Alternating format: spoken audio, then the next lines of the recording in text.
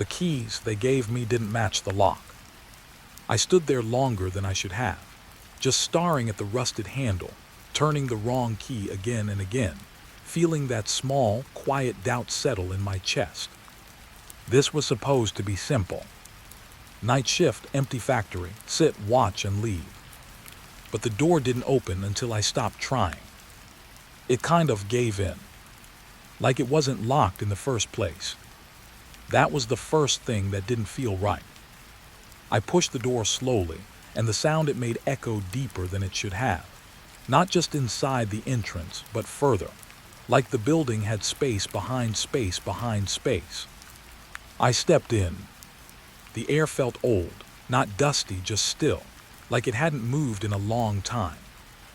I remember thinking, places don't feel like this unless something has been left unfinished. I closed the door behind me, and the sound followed me again. Too long, too deep. The flashlight they gave me was weak, yellow light. It barely reached the end of the hallway, but I could see enough to know this place used to matter. Old machines, broken carts, faded signs on the walls. There were arrows pointing to sections that didn't exist anymore. Or maybe they still did, just hidden somewhere deeper inside. I checked my watch. 11:07 p.m. My shift had already started. The office was supposed to be straight ahead. That's what the supervisor told me earlier that evening. Just follow the main hall. You'll see a glass room. That's your station. His voice had been normal. Too normal. Like this place didn't bother him at all. But as I walked forward, something started to feel off. Not fear, not yet. Just awareness.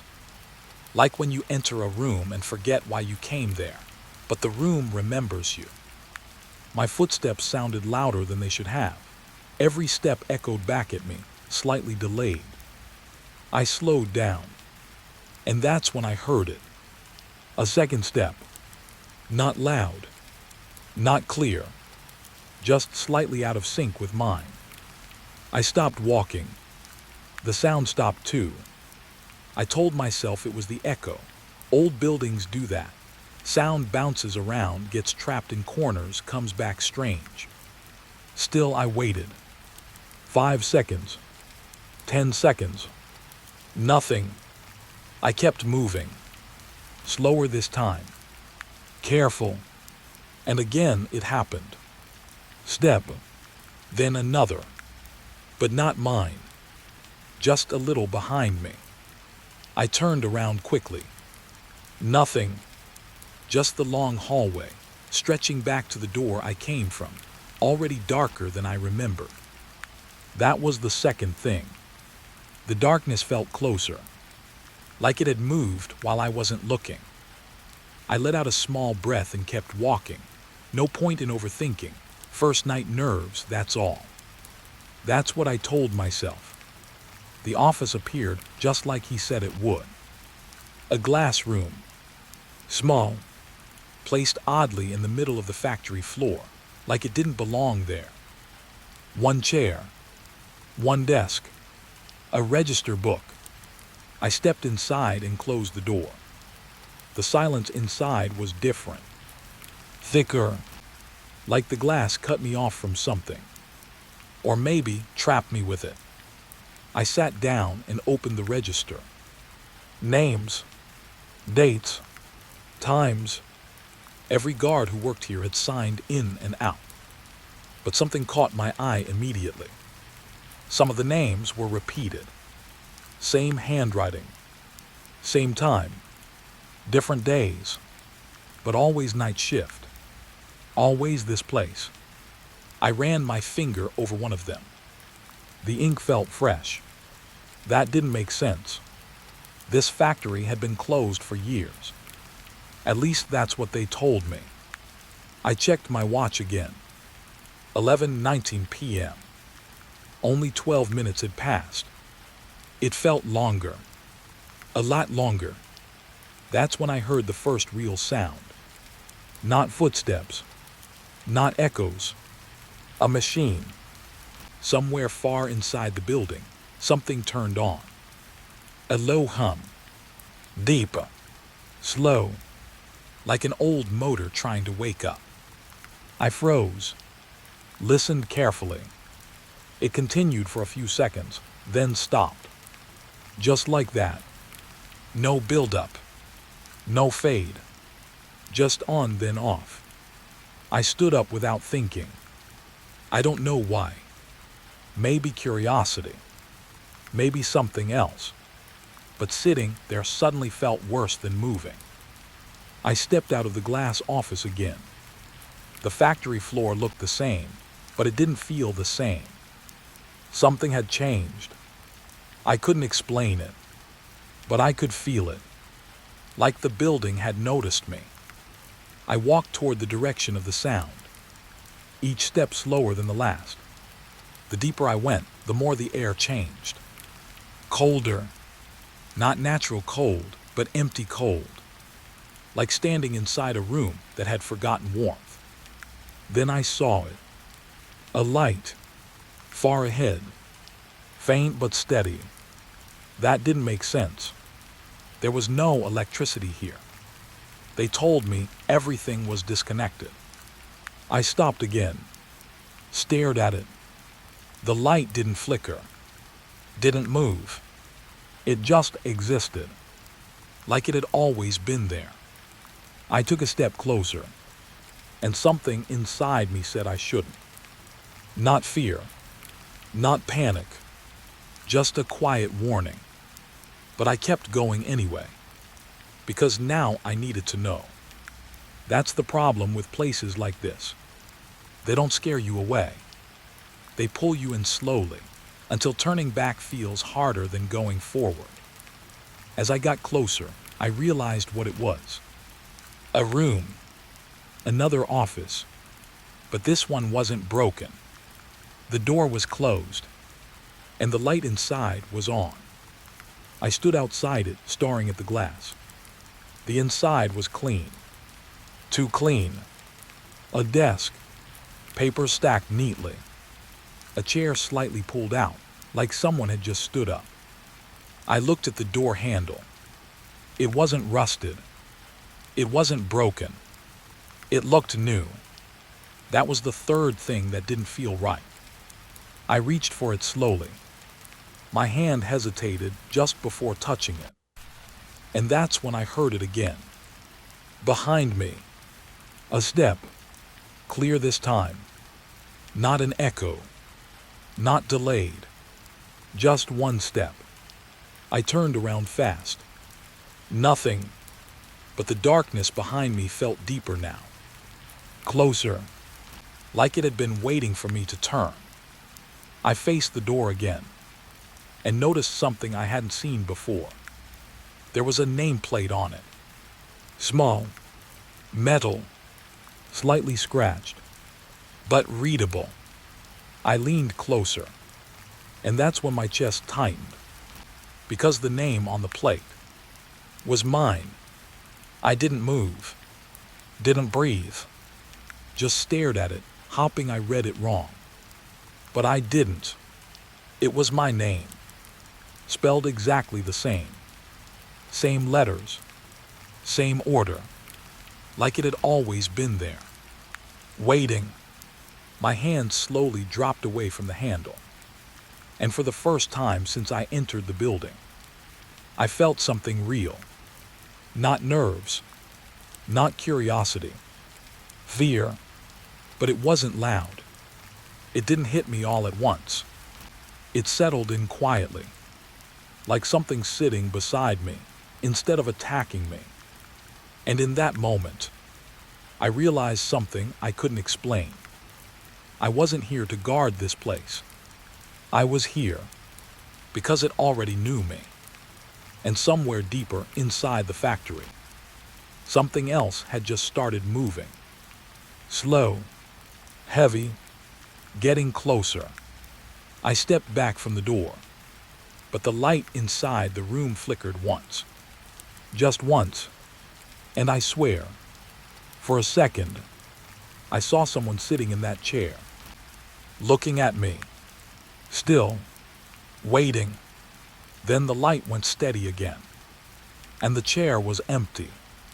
But the feeling didn't go away, because now I knew I wasn't alone, and whatever was inside this factory had been here longer than me, long enough to write my name.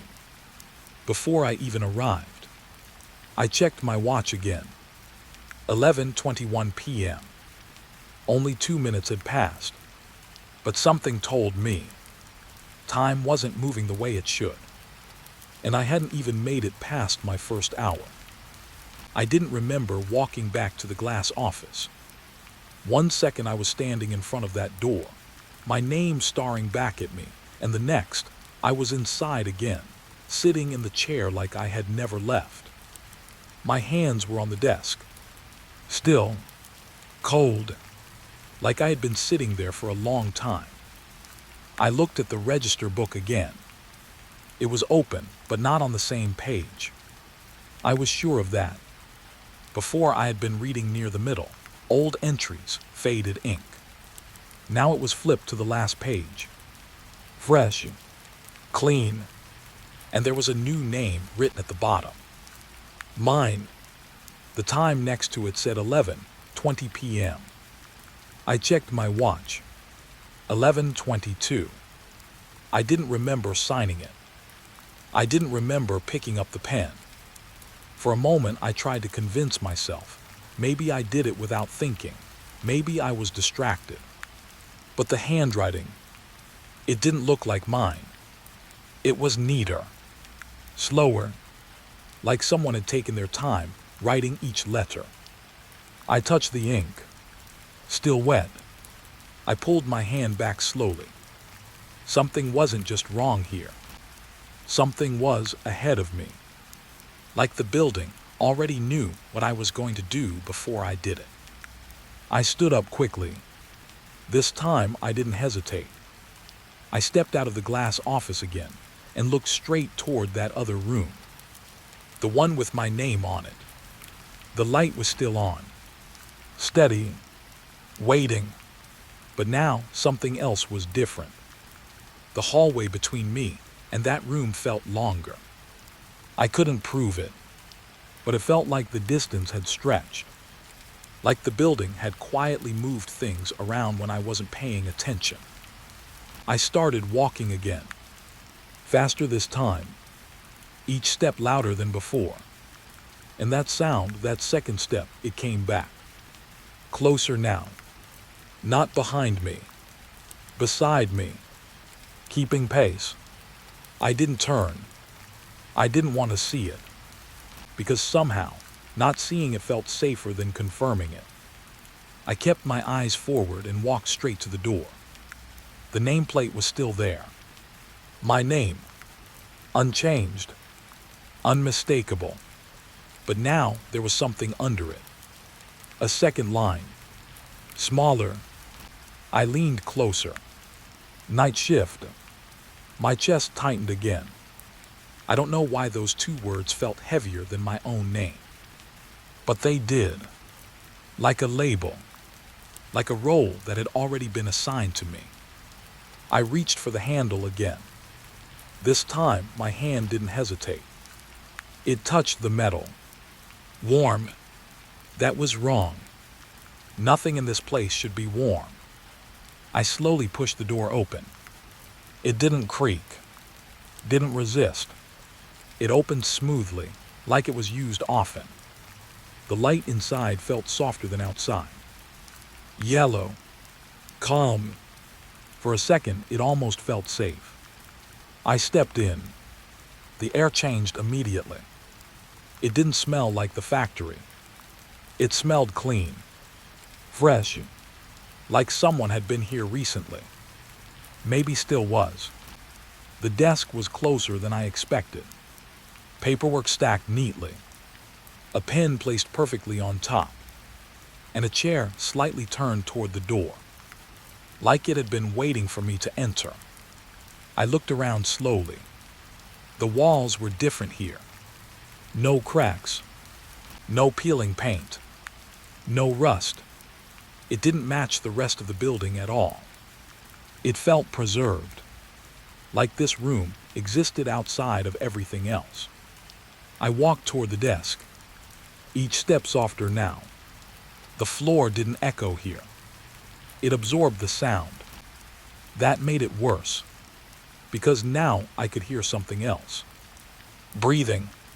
Not loud, not heavy, just steady. I froze, listened carefully. It was faint but clear, and it wasn't coming from me. It was coming from somewhere inside the room. I turned my head slowly. The corners were empty. The walls were bare. There was nowhere for someone to hide. But the breathing continued. Calm, patient, like whoever it belonged to wasn't afraid. I took another step forward, and the chair moved, just slightly, a small shift, like someone adjusting their position. But no one was sitting there. My throat went dry. I forced myself closer. I needed to see the desk, needed something real, something normal. The papers on the desk weren't random. They were files, organized, labeled. Each one had a name on it. I picked up the top file. The paper felt warm too. I opened it slowly. Inside was a photograph, black and white. A man standing outside the factory, wearing a uniform. A guard.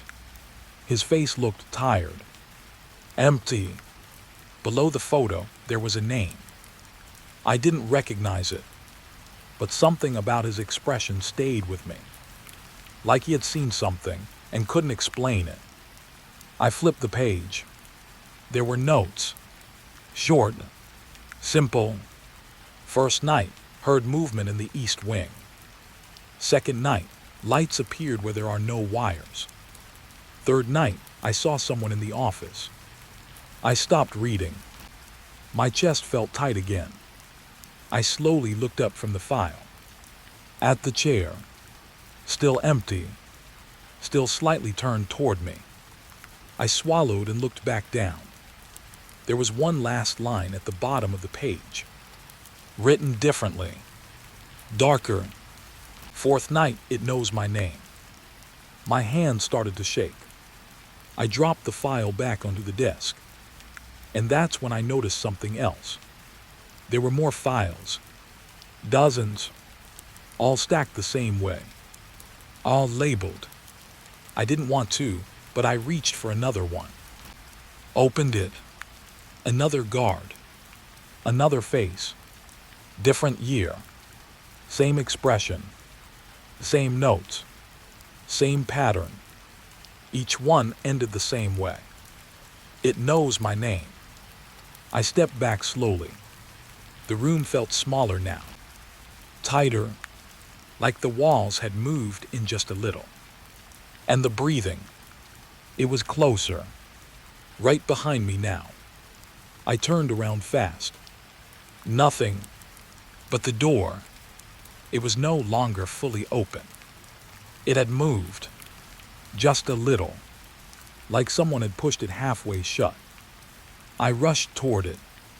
My hand grabbed the handle. Still warm. I pulled the door open again. The hallway outside looked darker than before. Much darker, but at least it was empty. I stepped out quickly, and that's when I heard it. A voice, soft, close, right behind my ear. Not loud, not aggressive, just quiet. Sit. I froze. Every part of my body locked in place. I didn't turn around. I didn't move, because something deep inside me knew. If I looked back, I would see it. And if I saw it, I wouldn't be able to leave. The voice didn't repeat, but the feeling stayed. Heavy, pressing, like something expected me to listen. I slowly stepped forward, away from the room, away from the voice. Each step felt harder, like walking through thick air. But I didn't stop. I kept moving until the glass office came back into view. And for the first time since I entered this place, I felt something close to relief. I stepped inside quickly and shut the door. This time I locked it, even though I wasn't sure if that meant anything here. I sat down again, my hands trembling slightly. I looked at the register, still open, still on the last page.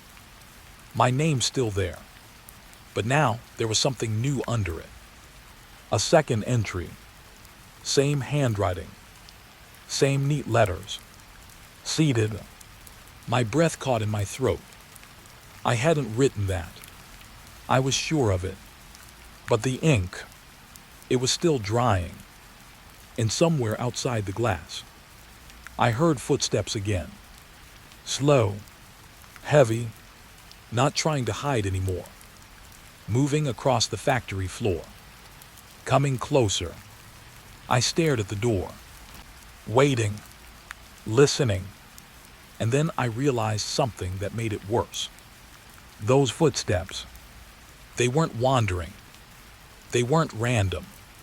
They were following a path, the same path I had taken, from the entrance, to the hallway, to the office that shouldn't exist. And now, back to me. I checked my watch again. 11:23 p.m. Only 1 minute had passed. But this time, I understood something I didn't before. It wasn't that time had stopped. It was that something else was moving faster than it.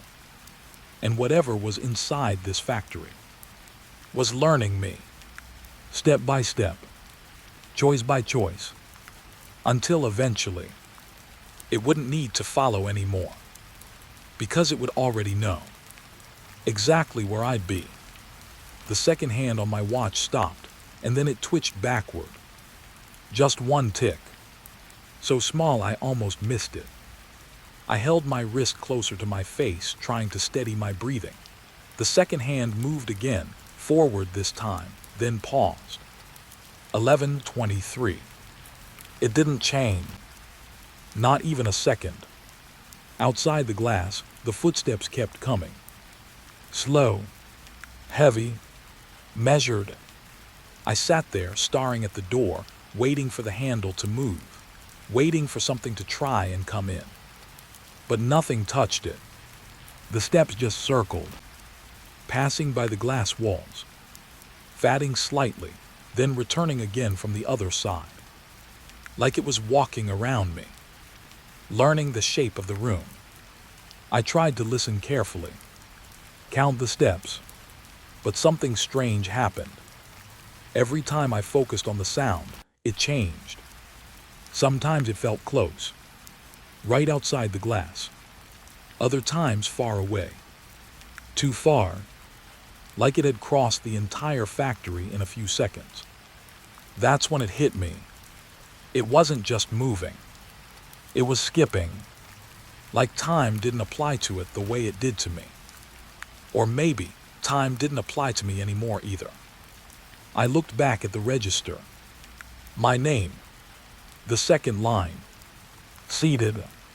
The ink had dried now. I flipped the page. There was nothing after it. No next entry. No clock out time.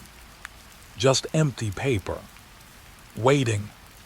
I swallowed and reached for the pen on the desk. It felt heavier than it should. I don't know why I picked it up. Maybe I wanted control. Maybe I wanted proof that I could still make a choice. I slowly wrote under my name. Leaving. My hand shook slightly, but I finished the word. I stared at it. Waited. Nothing happened. For a moment, I felt a small sense of relief. Like I had broken something. Changed the pattern. I put the pen down, stood up, and walked to the door. The footsteps stopped. Just like that. Complete silence. I reached for the handle, Paused, listened. Nothing. No breathing. No movement. Just quiet. I unlocked the door and pushed it open. The factory floor looked the same, but it felt different again. Too still. Like everything was waiting. I stepped out. Slowly. Carefully. And for the first time, there were no extra footsteps beside me. No echo that didn't belong. Just mine. Alone. I took another step. Then another. Still nothing. A strange kind of relief started to settle in. Maybe writing leaving worked. Maybe whatever this place was, it followed rules.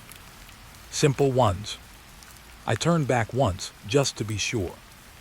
The glass office stood behind me. Empty. Quiet. Normal. I let out a breath I didn't realize I was holding, and started walking toward the entrance. The long hallway stretched ahead, dark but familiar now. Each step felt lighter, faster, like I was finally moving forward again. I checked my watch. 11:23. Still, it didn't matter. I just needed to get out. The exit door was visible now. Far but there. A shape I could trust. I walked faster, my footsteps quickening, heart beating louder. Almost there. Just a few more steps. And then, I heard it. A pen scratching. Behind me.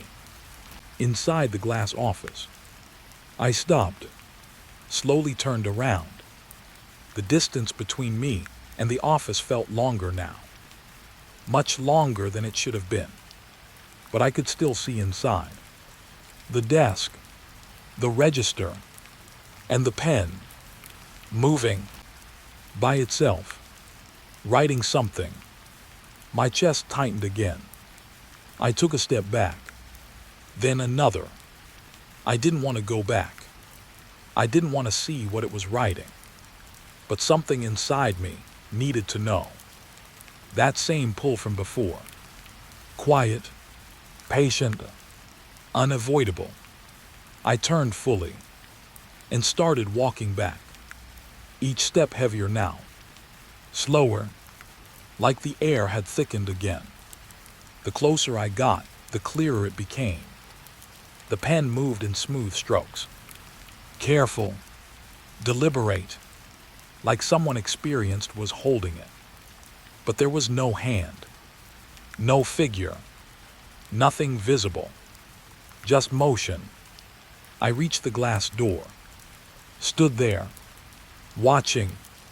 The pen stopped, lifted slightly, and dropped onto the desk with a soft tap. Silence returned. I opened the door, walked inside. My eyes locked on the register. I didn't want to look, but I did. Under my last entry, leaving, there was something new. Same handwriting, same careful strokes. Denied. My throat went dry. I flipped the page again. Still blank. Still no clock out time. I felt something shift inside me then. Not panic. Not confusion. Understanding. Slow. Heavy. Unwelcome. I wasn't on a shift. I was in a process. And leaving wasn't something I could decide. I stepped back from the desk.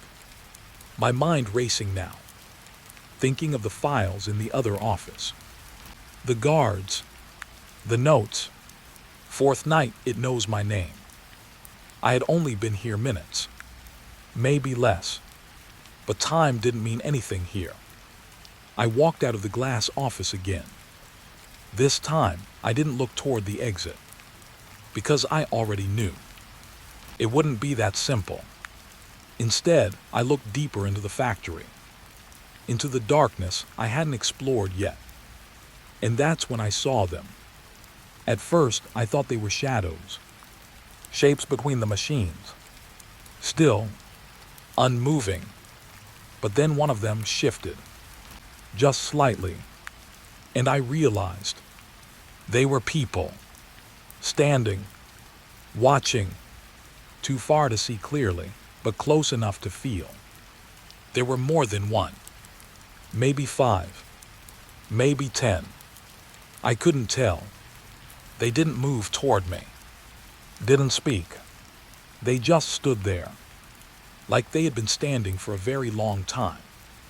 I took a step back, my breath shallow now, my chest tight, and one of the shapes raised its head, just enough for the light to catch its face. I couldn't see details, but I could feel it. Recognition, like it saw me and understood something. Not surprise, not fear, just acceptance, the same kind I was starting to feel. I slowly looked down at my hands. They felt different, heavier, slower, like they didn't fully belong to me anymore. I checked my watch one more time. 11:23. Still, unchanged. And then the second hand moved. Forward. Just one tick. 11:24. My heart jumped, but the relief didn't come, because something else moved too. One of the figures stepped forward. Slow, heavy, the same sound as the footsteps from before. And then another one moved. And another. They weren't watching anymore. They were coming closer. Not fast, not aggressive, just steady. Like they knew there was no rush. Like they knew I wasn't going anywhere. I took a step back, then another. But the distance between us didn't feel like it was changing. The space itself felt wrong. Like the closer they got, the more the factory stretched, keeping everything just out of reach. Endless. I turned back toward the glass office, the only place that still felt contained, safe in a way. And as I stepped inside again, I saw the register had changed. The blank page was no longer blank. There were new names, written in the same handwriting, one after another, filling the page. Then the next, then the next. All night shift, all the same, no clock out times. I moved closer, my eyes scanning the names. Some I recognized from the files, some I didn't. And then, near the bottom, I saw mine again. Not the first entry, not the second, a third one. New, fresh. I leaned closer, reading it slowly. Accepted. My chest felt hollow, empty, like something had been taken out quietly, without pain, without force, just removed. Behind me, the footsteps stopped. The figures didn't enter. They didn't need to, because now I understood what they were. They weren't coming for me. They were waiting, the same way someone waits at the end of a shift. Patient, tired, knowing there's nowhere else to go. I looked at the chair, the one facing the desk, still slightly turned, still waiting. And for the first time, it didn't feel wrong anymore. It felt familiar, like something I had already done before, or was about to do. I slowly walked toward it, each step calm now, steady, like the decision had already been made somewhere deeper inside me.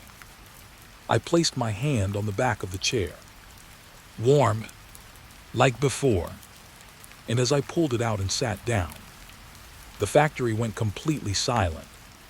No footsteps, no breathing, no movement, just stillness. Perfect, heavy, final, I looked at the register one last time. At my name. At the word accepted. And I realized something that settled deep in my chest. Clocking out wasn't forgotten here. It just didn't exist. Because once you were written into this place, you didn't leave it. You became part of it. And somewhere far behind me, I heard the entrance door open. Slow, rusted, letting someone new in. Another set of footsteps. Uncertain, careful, just like mine had been. And for a moment, I almost wanted to warn them. But I didn't, because something inside me already knew. They wouldn't listen. No one ever does on their first night. They told me not to use the elevator, but they didn't tell me why. It was a quiet warning. The kind people give when they don't want questions. Take the stairs, the supervisor said, barely looking at me. The lift doesn't go there. Doesn't go where? I almost asked, but something in his tone made me stop.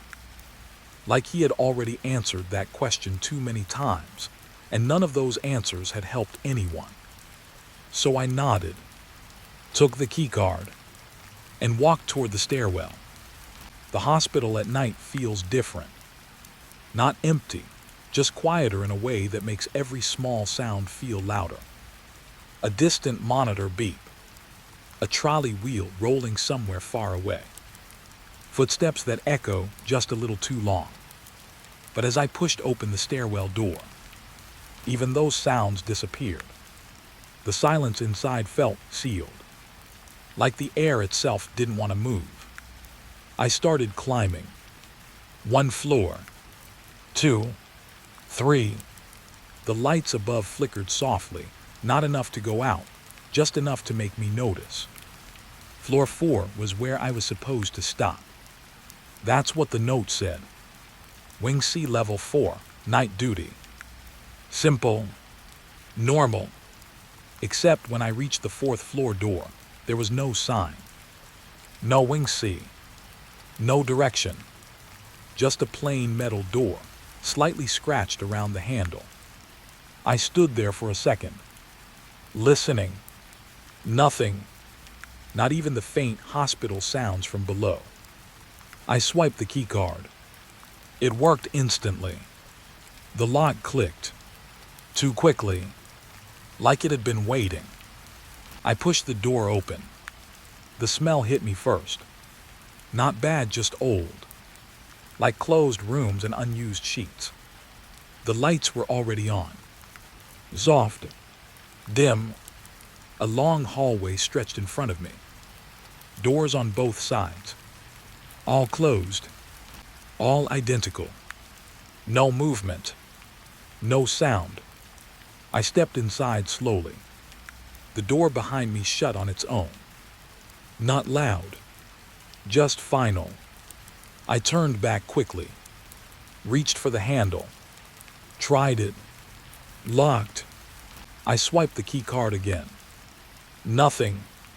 A small pause settled in my chest. Not fear yet. Just awareness. I was inside now. And the only way forward was through. I turned back toward the hallway.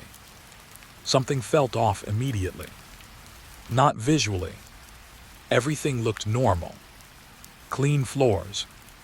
White walls. Closed patient rooms. But it didn't feel like an active hospital wing. It felt paused. Like time had been stopped here and never restarted. I started walking. My shoes made soft sounds against the floor. Too soft. Like the hallway was absorbing them. I passed the first door. No number. That was strange. Hospitals always label rooms. I checked the next one. Same. No number. No name. Just blank doors. I kept moving, trying to stay calm. Maybe it was under renovation. Maybe they removed the signs. That made sense. It had to. But then I noticed something else. The lights weren't flickering. They were steady, but the brightness felt uneven. Like some parts of the hallway were slightly dimmer than others. Not enough to see clearly, just enough to feel. I stopped, looked ahead. The hallway seemed longer than it should. Like it stretched just a little further every time I blinked. I shook my head lightly. First shift nerves. New place. That's all. I reached into my pocket and checked the schedule sheet. It was simple. Monitor patients. Record any irregular activity. Do not leave Wing C during shift. That last line sat heavier than the rest. Do not leave. Not don't wander. Not stay in your area. Just do not leave. I folded the paper and put it back. And that's when I heard it. A faint sound. Behind one of the doors. I froze. Listened carefully. It was soft. Like fabric moving. Or someone shifting in bed. That made sense. Patients. Of course. This was a hospital. I walked toward the sound. Stopped in front of the door. Placed my hand on the handle. Cold. I hesitated. No room number. No patient name. No chart outside. That wasn't normal. I knocked lightly. No response. But the sound inside stopped. I waited. 5 seconds. 10. Still nothing. I slowly opened the door. The room inside was dim. The light above the bed was on but weak. The bed was empty. Sheets pulled tight. No wrinkles. No signs of use. But the curtain beside the bed moved slightly. Like it had just been touched. I stepped inside. Slow. Careful. The air felt colder here. I reached out and pulled the curtain aside. Nothing behind it. Just the window. Dark outside. No reflection. That didn't make sense. There should have been a reflection. I moved closer. Still nothing. Just darkness. Like the glass wasn't reflecting, just absorbing. I stepped back. Something about this room felt wrong. Not dangerous. Just off. Like it had been prepared for something that never arrived. I turned to leave. And that's when I saw it. The bed. The sheets weren't smooth anymore. They were slightly pressed down. Like someone had just sat there. I froze. My breath shallow now. I hadn't heard anything. Hadn't seen anything. But the change was there. Clear. Real. I slowly stepped back toward the door, never taking my eyes off the bed. And then, very gently, the sheets pressed down again, like weight settling. Slow. Careful. Invisible. I stepped out of the room immediately. Closed the door. My hand shaking slightly now. That was the first time I felt it. Not just unease. Fear. But quiet. Controlled. Like something telling me, this place follows its own rules. I took a breath. Tried to steady myself. And kept walking. Because stopping didn't feel like an option anymore. The hallway stretched ahead again. Endless. Unchanged. But now I noticed something new. One of the doors was slightly open. Just a crack. I was sure it wasn't like that before. I walked toward it.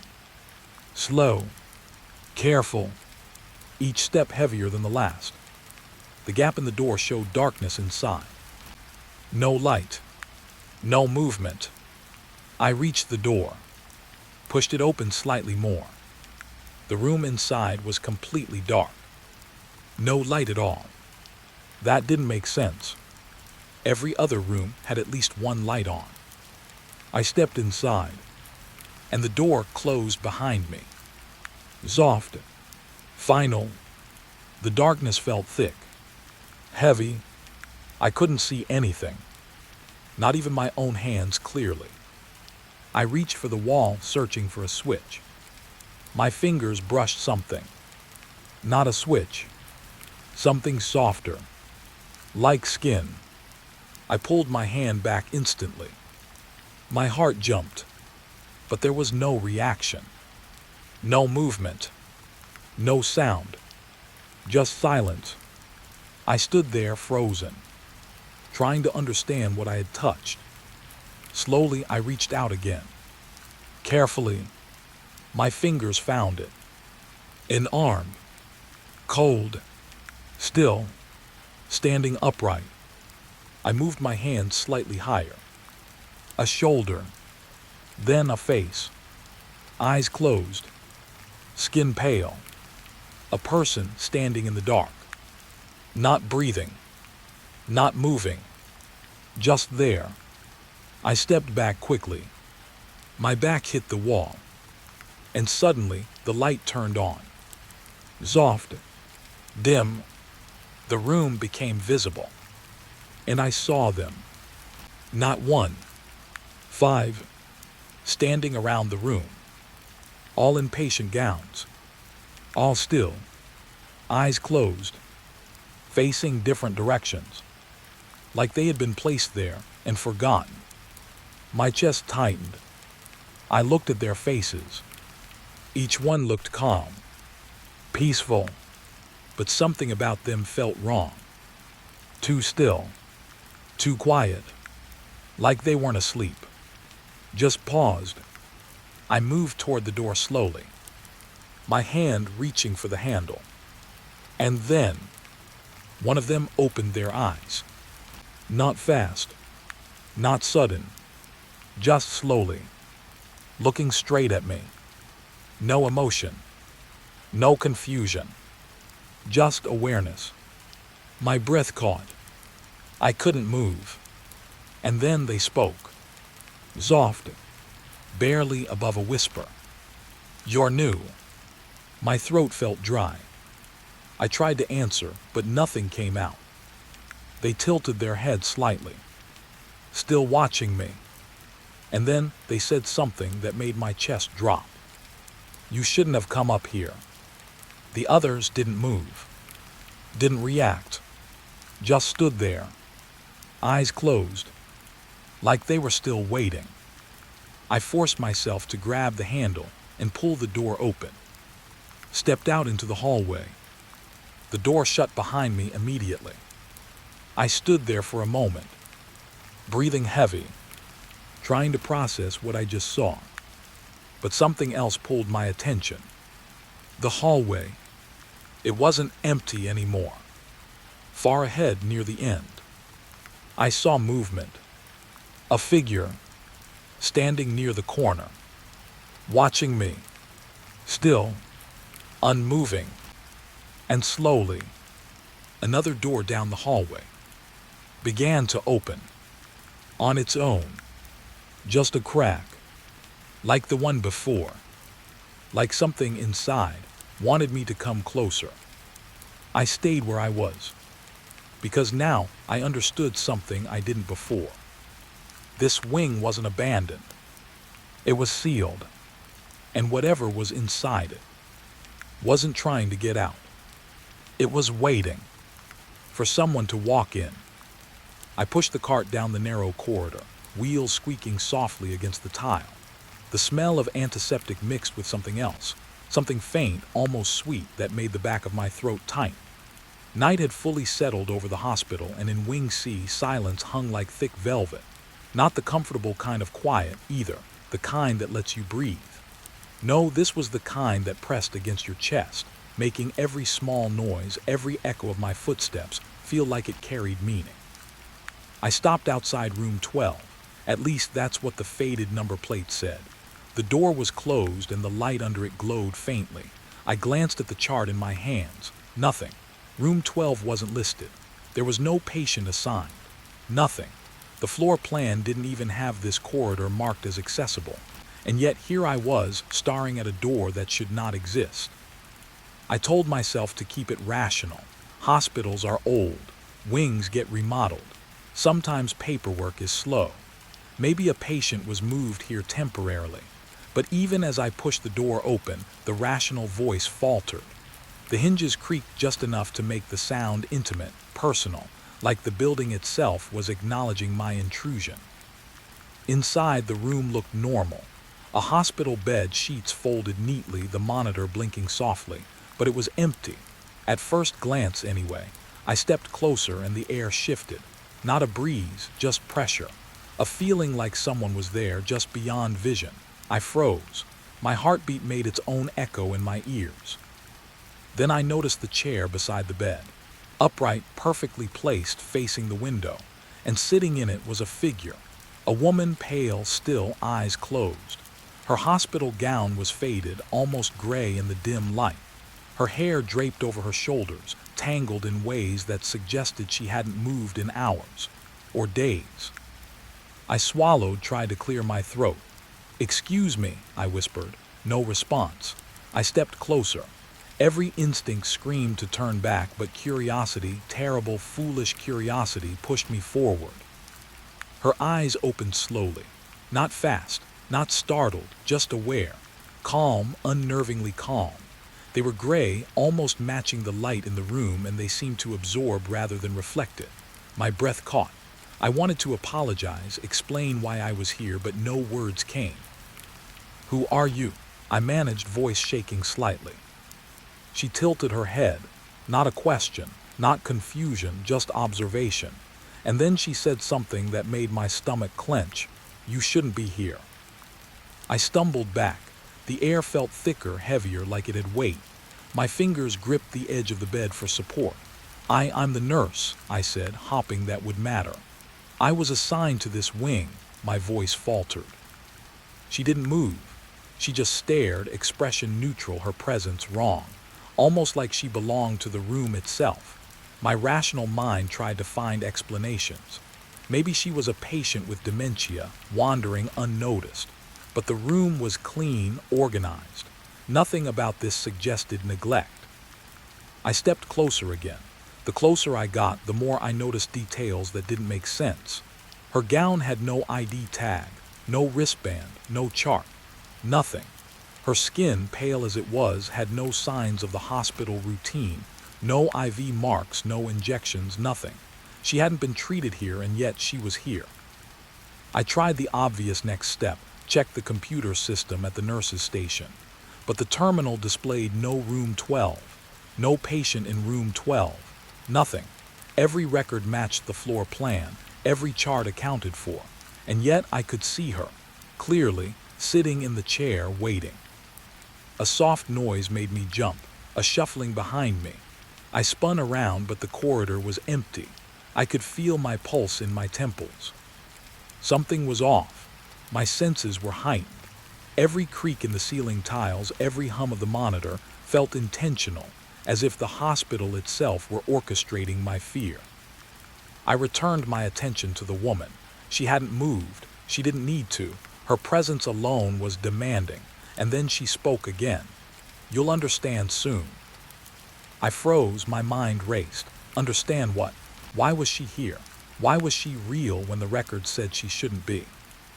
I took a cautious step toward the door. Maybe I could leave, call for help. The hallway beyond was dark, silent.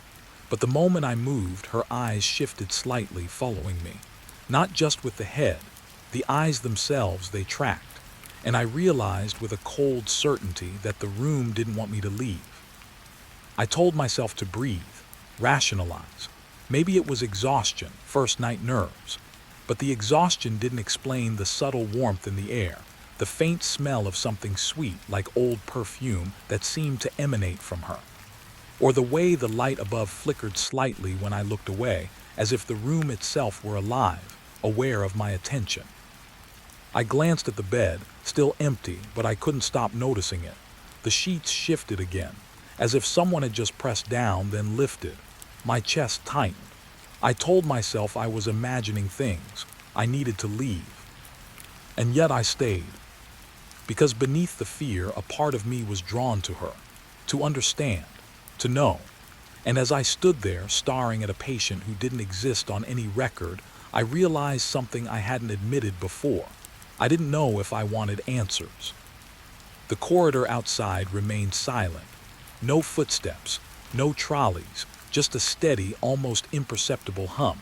But the room was waiting, watching, and I had no idea how long I could remain calm before it demanded more. I stepped closer. She didn't flinch, didn't speak, just waited. And I realized slowly, chillingly, that maybe she had always been waiting for someone like me. I wanted to ask her questions, so many questions, but my voice caught.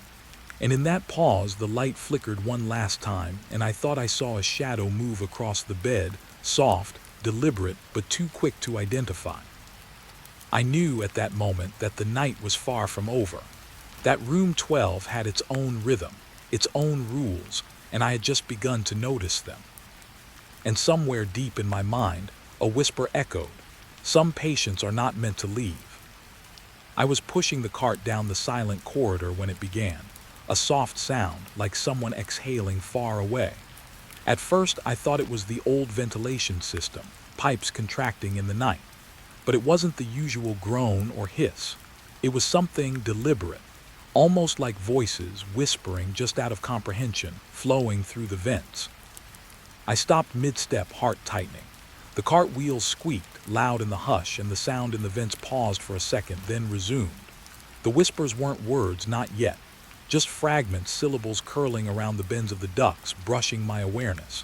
I tilted my head, listening, straining, trying to catch something coherent. Nothing. Only that persistent, quiet murmuring that seemed impatient. I glanced at the ceiling grate above me. The metal was dull, gray, coated with dust. Shadows from the flickering light danced across it, and for a moment I swore I saw movement behind the slats. A flash of gray hair, maybe, or the suggestion of a face. My stomach nodded, but when I blinked, nothing remained. I told myself I was tired, imagining things after long nights and endless hallways. Still, the sound persisted. I began moving again, slower this time, ears tuned. The whispers shifted as I walked, following me or maybe guiding me. The cadence changed whenever I paused. Sometimes the murmurs echoed my steps. Sometimes they fell behind, softening into the distance. It was impossible to tell. My rational mind shouted, "Ventilation ducts do not talk. Air does not form words." And yet I could feel them trying to communicate or lure me somewhere. I reached the bend where Wing C narrowed into the old recovery hall. The whispers grew louder here, pressing through the grill above my head. I leaned closer, hands gripping the cart. I thought I heard my name, just my name, repeated softly, almost pleading. "Nina, Nina." A shiver ran down my spine. I swallowed hard, glanced around the empty hallway. No one, nothing. I pressed my ear to the grate. The sound became clearer, or maybe my mind was adjusting. It wasn't just my name. I could hear fragments of sentences. "You shouldn't leave, stay, see." I pulled back quickly, heart hammering. What was happening? The vents weren't supposed to carry voices. This wing wasn't supposed to be occupied. I'd already learned that much the hard way. The whispers seemed to pulse, a rhythm to their incomprehensibility. Each beat matched my racing pulse, or perhaps I was imagining it. My hands shook as I gripped the cart handle. Every instinct told me to leave, but some unnameable part of me leaned closer, wanting to understand, needing to know. I moved down the corridor, following the murmurs. They led me to room 14, or at least what the faded sign said. I hadn't seen it on any plan. And then, for the first time, the voices split. One side flowed down the hall ahead, another snaked back toward the stairwell. They weren't just following me, they were herding me, directing me. I stopped outside the door, a bead of sweat rolling down my temple. The whispers softened here, pressing through the vent nearest the ceiling. I could make out words now. "Look, it's waiting, waiting."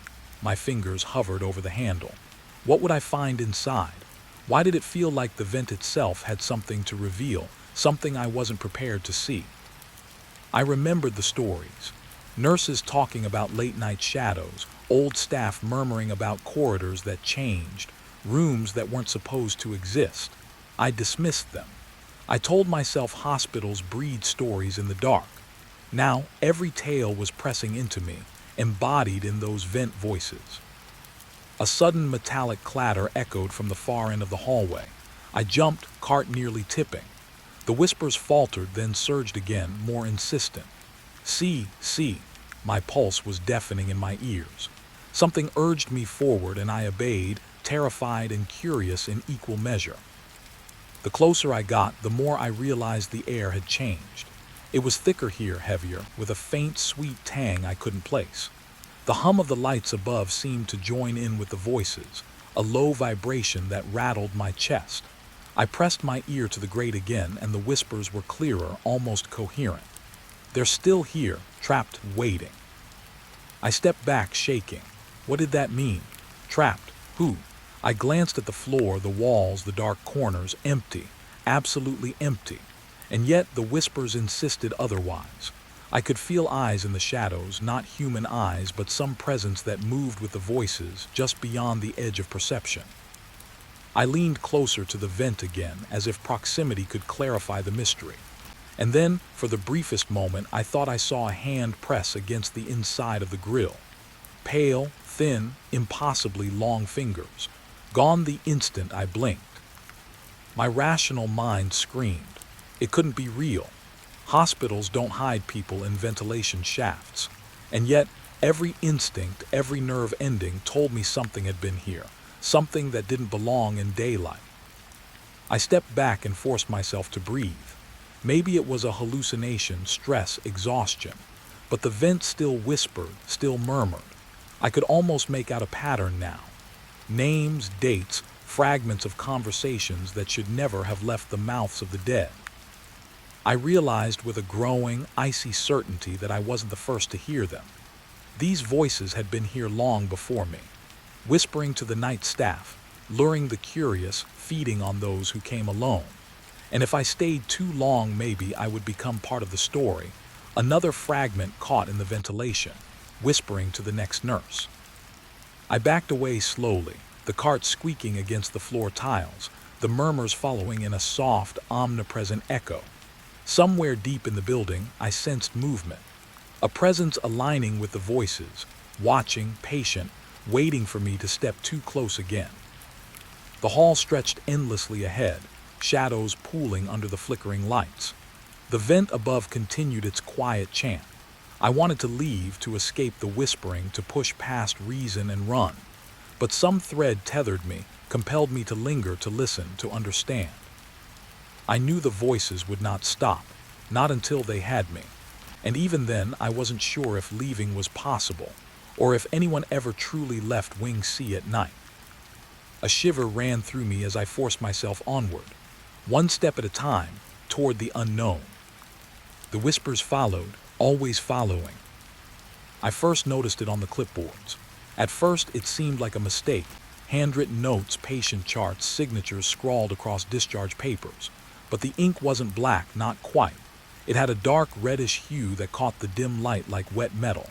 I brushed my finger over one half, expecting it to smudge. It didn't. Not in the way ink should. It sat there, vivid and unsettling, as if it had been pressed into the paper with intent. I pulled the chart closer, squinting at the patient names. Row after row of people discharged over the past decade, all tied to this wing. And then I noticed the dates. They weren't consistent. Gaps appeared, months missing, sometimes years. I frowned, tracing the lines with my finger. What had happened in those gaps? Why had nobody ever mentioned them? My pulse quickened, and I realized with a sudden jolt, these weren't errors. Someone or something had meticulously erased them from records. A faint smell caught my attention, subtle but unmistakable iron, like blood, sharp and metallic. I glanced around the empty hall. Nothing. The night lights flickered above, buzzing softly. I told myself it was the old pipes, the sterile scent of the hospital reacting to the vent system. But my gut twisted. That smell, it belonged to the red ink on the charts. It seemed almost alive, lingering just long enough to make me doubt everything I trusted about this place. I started cross-referencing charts, comparing names and admission dates. Patterns emerged, subtle but deliberate. Each patient had stayed exactly 3 nights in the wing, discharged quietly, never seen by day staff. Their discharge papers bore the same reddish ink, signatures carefully formed, almost ceremonious. A strange rhythm to the disappearances, and suddenly the pieces clicked in my head like snapping joints. This wing wasn't just abandoned. It had been hiding something for years, something dangerous, something deliberate. I tried to steady my breathing, reminding myself I was just reading old charts. I wasn't responsible for what happened years ago. But then I noticed the handwriting. Small, almost imperceptible variations, marks that didn't belong to the usual hospital staff. Strokes pressed harder in some places, softer in others, as if the hand behind them had been struggling, resisting, or savoring. I traced a finger over one signature, and for a heartbeat I felt a pull. A tug in my mind, like a whisper brushing against the edge of my thoughts. Not audible, not spoken, but insistent. Stay. Look, understand. My eyes darted around the empty corridor. Shadows clung to the walls, stretched by the dim lights.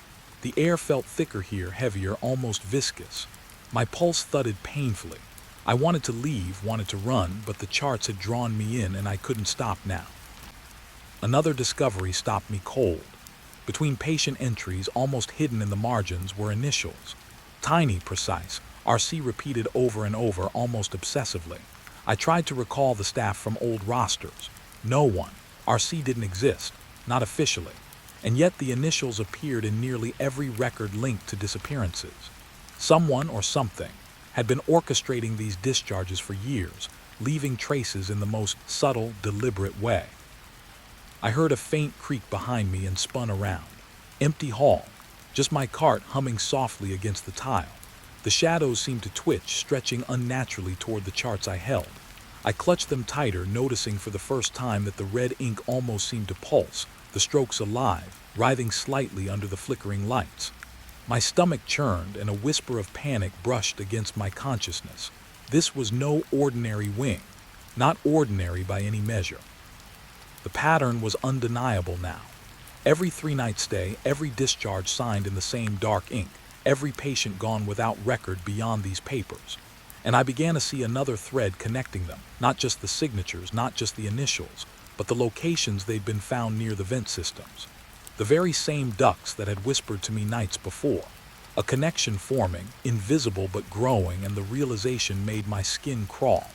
The whispers weren't random. They weren't echoes.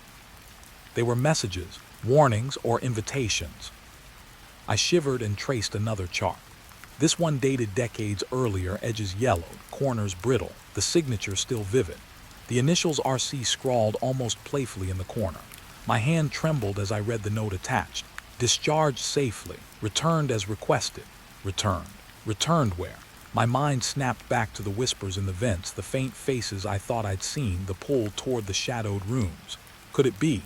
Could the patients never have truly left? A cold draft washed over me, raising goosebumps along my arms. I glanced at the vent grate above. For the first time, I understood the rhythm, the pattern, the voices I had ignored, dismissed. They had always been here, carrying messages, perhaps guiding, perhaps warning. And now the paper in my hands revealed their truth. This wing was a trap, a loop. A place where the past never left. Where disappearances weren't accidents but carefully orchestrated events, documented in blood-red ink for those who dared to look. I forced myself to step back, trying to shake the terror tightening in my chest. But each step echoed down the empty hall, and I heard, faintly, the whisper of air through the vents. Not random this time. My name, almost singing in the soft hiss. Nina C. Understand. The pattern was clear, undeniable. The patients, the wing, the vents, the red ink, all connected. And suddenly I realized the most terrifying truth. I was not here by chance. The wing had drawn me like it had drawn so many before. And in the quiet, pressurized darkness, I knew the whispers weren't done yet. Not by a long shot. I couldn't leave. Not yet. There was one more record I hadn't found, one more paper I hadn't touched. Somewhere in the shadowed corners of this wing, the story was waiting to finish itself, and I was the next page. The whispers rose, soft but insistent, and I stepped forward, hands trembling, drawn into the endless documentation of disappearances, signatures, and secrets that no daylight would ever see. I didn't notice the first sign at all, just a soft hum in the silence like the air itself was breathing, waiting. The platform stretched before me, empty, deserted. The old station lights flickered in the damp night, buzzing faintly, throwing long, uneven shadows across the cracked tiles. I had been assigned to monitor this platform for the night shift, a duty everyone avoided, but I thought it would be quiet, uneventful. I was wrong. The first thing I saw was movement, or maybe I imagined it. A train track glimmered faintly, wet from a recent drizzle, and for a fraction of a second something seemed to shift in the darkness. Not a train, not a person. Something slower, deliberate, moving just at the edge of my vision. I blinked. Nothing. The platform was empty. My chest tightened, the hum growing louder, vibrating through the soles of my shoes. I turned my attention to the monitors in the tiny booth. Old CCTV cameras, mostly static, some flickering, capturing every inch of the platform. I scanned each feed, expecting to find a stray cat, a rat maybe, some logical explanation. But there was nothing, no movement. And yet the feeling persisted, like I wasn't alone. I pressed my hands against the cold metal of the console, trying to anchor myself. But the flicker on the screen caught my eye. One camera, feed 13, showed the platform as it should be, empty. And then a shadow. Not subtle, not quick, but slow. A figure standing at the far end, back to the camera. I leaned in, heart hammering, trying to make sense of it. The figure didn't move, didn't blink, didn't shift. But the more I stared, the more the platform seemed to warp around it, tiles stretching, lights dimming slightly, shadows bending. It wasn't human. And when I finally moved to check the physical platform, it was gone. I shook my head, trying to laugh it off. Fatigue, maybe. Night shifts do that to you. But then came the sound, faint at first, just a whisper of steel on metal. Not the sound of trains, not the rumble of distant traffic, but something slower, deliberate. Footsteps. They didn't echo like normal steps. They weren't footsteps at all. They were uneven, a rhythm I couldn't place, rising and falling, moving closer in waves across the platform. I froze. The lights above flickered violently, plunging the platform into brief darkness, and I saw them. Shapes moving in the corners of my vision, too fast to focus, too deliberate to be random. I told myself they were tricks of the light, shadows bouncing. But my gut twisted, screaming that it wasn't shadows. It was something waiting, watching, packing, and maybe choosing. I picked up the radio, shaking. Hands trembling, tried to call the station manager. Static, only static, nothing on the line. And the monitors, now feed 13, the one showing the figure before, wasn't showing the platform at all. It was showing me. Me standing in the booth, alone, staring at nothing. I spun around, empty. My reflection in the glass stared back, pale and wide-eyed, but I had a terrible suspicion it wasn't entirely mine. Then came the whisper, clearer this time, though no words. A vibration through the air, the hum of the platform converging into something almost intelligible. My name? Maybe. Or just a sound formed from my fear. My fingers pressed against the edge of the booth, nails biting into metal. I tried to remind myself I was alone, that this was an abandoned platform. That was the logic I clung to. And yet, the feeling persisted, like the air around me was pressing inward. A sudden gust of wind, though the doors were closed, swept across the platform, carrying a smell iron, wet and metallic, faint but undeniable. My pulse jumped. It reminded me of old blood, rust, something decayed. I shivered. The monitor flickered again, and in that brief flash I saw the figure, closer now, just at the edge of the screen. Its shape, it didn't make sense. Limbs elongated, shadows stretching unnaturally. But the worst part, it was smiling. Not a friendly smile. A slow, deliberate curl of the lips, meant for me. I backed into the booth, hands gripping the console, breathing fast. Tried to rationalize. Night shift fatigue. Overactive imagination, stress, something. But the unease didn't dissipate. The platform felt wrong. Not abandoned, not empty, but full of waiting. Full of people, or something like people, who had lingered long after the train stopped. I heard the sound again. Not steps this time, but a scraping like metal dragged across the tiles. slowly, deliberately approaching. I looked at the monitors, feed 13 again, and froze. The shadow was no longer at the far end. It was inside the booth, standing behind me. My reflection blurred, melting in the glass until it was replaced by the shape close, watching. I spun. Empty, but I knew it had been there. My mind raced. The monitors flickered with static images, then caught fragments, hands pressed against the glass, figures appearing for a fraction of a second before disappearing. It wasn't just one presence. There were many, hundreds, maybe thousands, all lingering in the echoes of the platform, trapped between reality and something else. I swallowed, dry throat burning. The train tracks stretched beyond the night, silent, wet, waiting. And I realized with growing terror that anyone who came here might never leave. I tried to leave the booth to run, but my legs felt heavy, concrete pressing against my knees, the air thick and resistant. The whispers rose, soft but insistent, a chorus that seemed to rise from the tracks themselves. Names, voices, calls, not all mine, but many. Each one echoing the same message: stay, watch, don't leave. I gripped the console, heart pounding, and made one last look at feed 13. The platform stretched into darkness, empty once more, or so I thought. And then far at the edge, a train appeared. No sound, no rumble, just a dark shape creeping forward. Its windows reflected nothing, showing no light, no passengers, nothing familiar.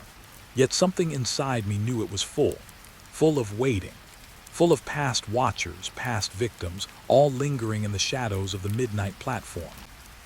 I wanted to leave, to run, to call for help. But the whispering had grown stronger, shaping itself into words I could almost understand. You belong here like the others. My skin crawled, and I realized the night shift duty wasn't just a job. It was an initiation, a test. And the platform never let anyone leave.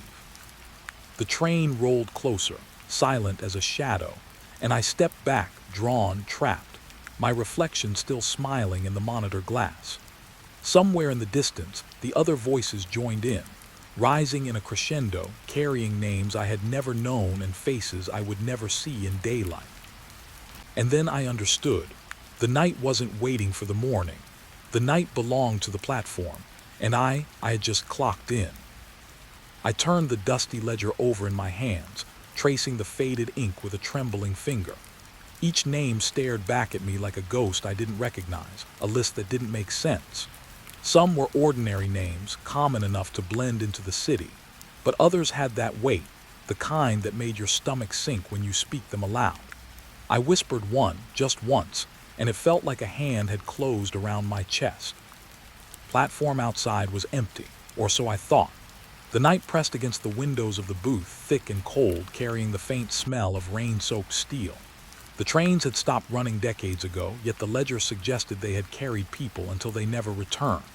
Some vanished mid-journey, others simply never disembarked. It was impossible, and yet the records were meticulous. Dates, ticket numbers, seat assignments, every detail carefully documented except for the endings. All blank. I flipped the pages faster, almost desperately, trying to make sense of the pattern. That's when I noticed it. Each disappearance was tied to a specific platform shift, the same night shift I now occupied. My heart skipped. Could it really be me now? The wind picked up outside, rattling the platform lights, and a faint metallic hum grew beneath it, vibrating through the floor, through my shoes, into my chest. I had noticed it before, the same hum the old station guard mentioned in hushed tones before he disappeared himself. My fingers trembled as I turned the page. Another name vanished the same night shift, decades apart. I counted. 1, 2, 3, the pattern was too precise to ignore. I wasn't alone. Not in this job. Not ever. The monitors in the booth flickered. One screen, feed 7, showed the platform behind me. Empty, yes, but the shadows shifted strangely, like they were stretching, reaching toward something unseen. I leaned closer, squinting, a flash of motion, too quick, too deliberate, then nothing. My breath came shallow. Was it fatigue, or was it them? The missing passengers. A wave of nausea rose. How could a person vanish so completely? And why did the ledger suggest they had signed out somehow? I picked up the radio, my hands shaking, and tried to call the main office. Static answered. At first I thought it was just interference, but then a faint whisper cut through. almost like someone breathing my name, urgent, warning, and gone before I could respond. My pulse thundered. I stared at the ledger again, noticing something I hadn't before: stains on the edges of some pages. Dark, almost brown, like old blood. My stomach twisted, cold sweat slicking my back. I couldn't stop myself.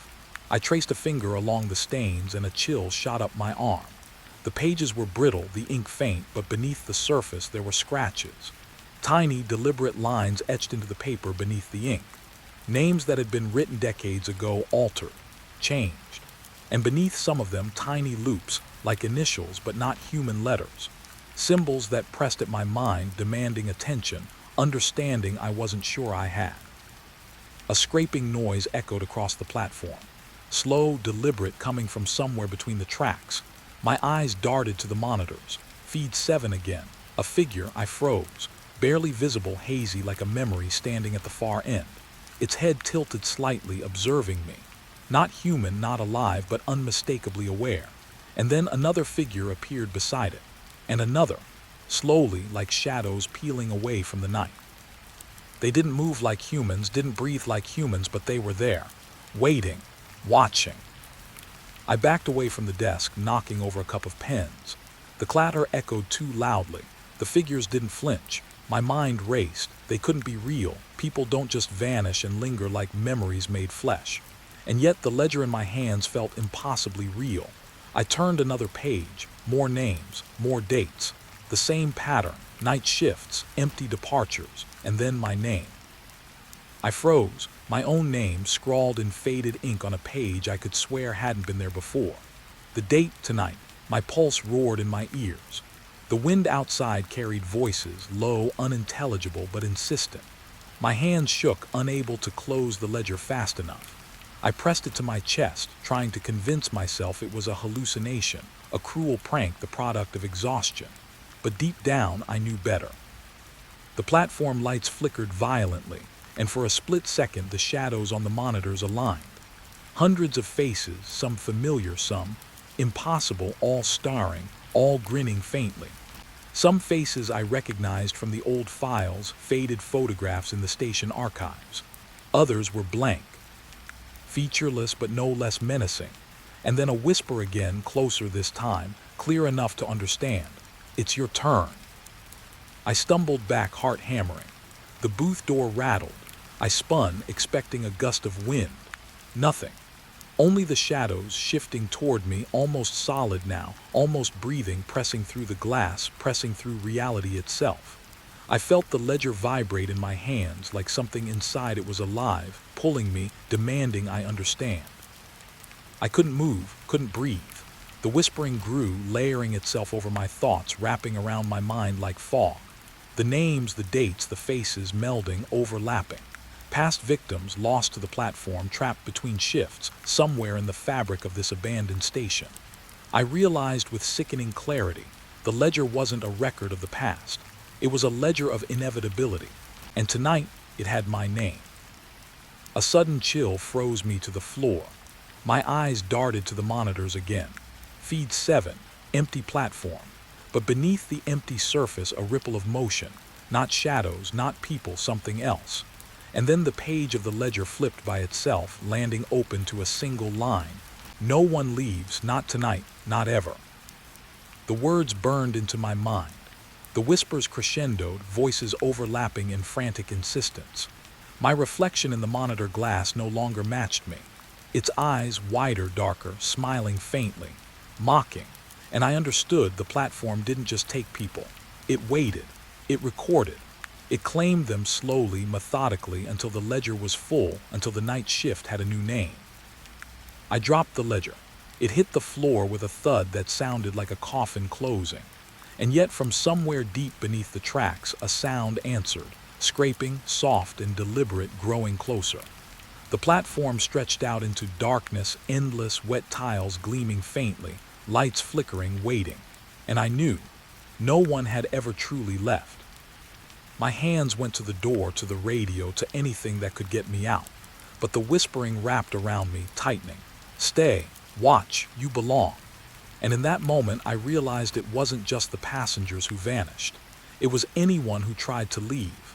anyone who tried to look away, anyone who dared to notice. I glanced back at the monitors one last time. The shadows on feed 7 shifted, forming shapes, faces, hands, figures, all pressing toward me from every corner of the platform, rising from the past, lingering in the present. And then the page of the ledger opened wide, stared back at me. My name glowed faintly as though etched in fresh ink. Tonight, I was not just watching. I was becoming part of the record. The hum beneath my feet rose, merging with the whispers, and the platform stretched endlessly, wet, silent, alive. And I understood finally that some shifts never end. I hadn't heard the rumble before, not like this.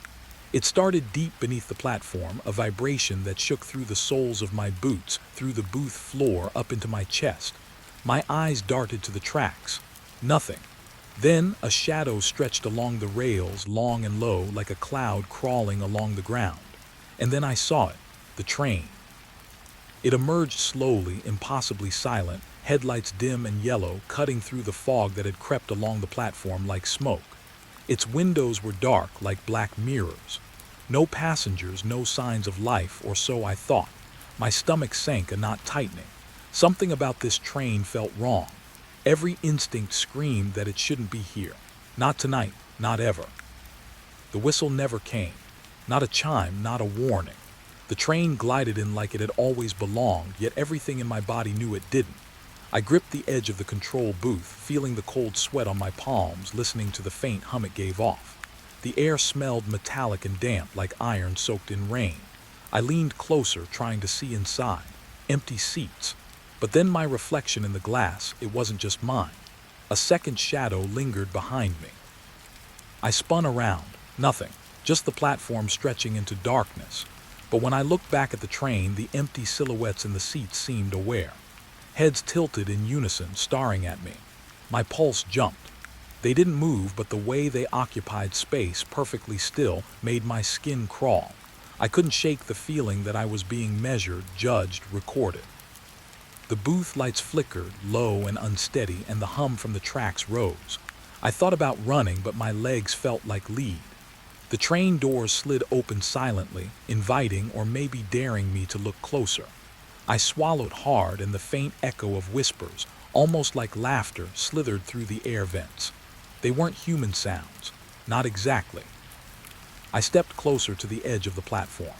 The first thing I noticed was the smell. Old paper, rust, something like burnt sugar.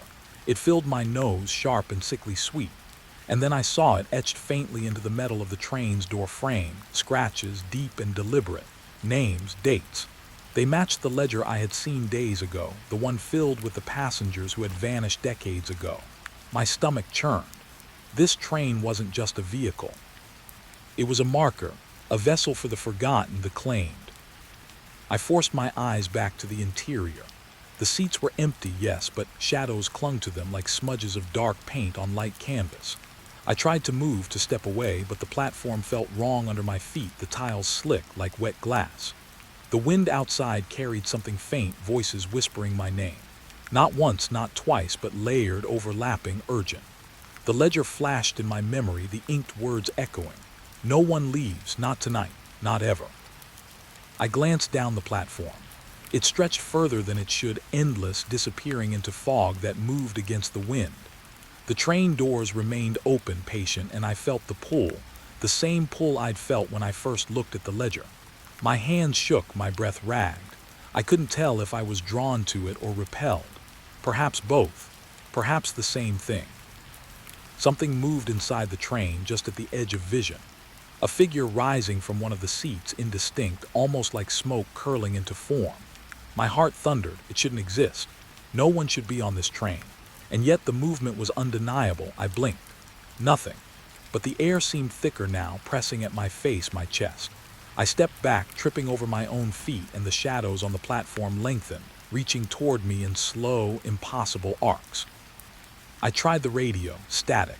At first I thought interference, but then a faint voice, someone familiar though I couldn't place it, whispered through, "Step aboard before it's too late."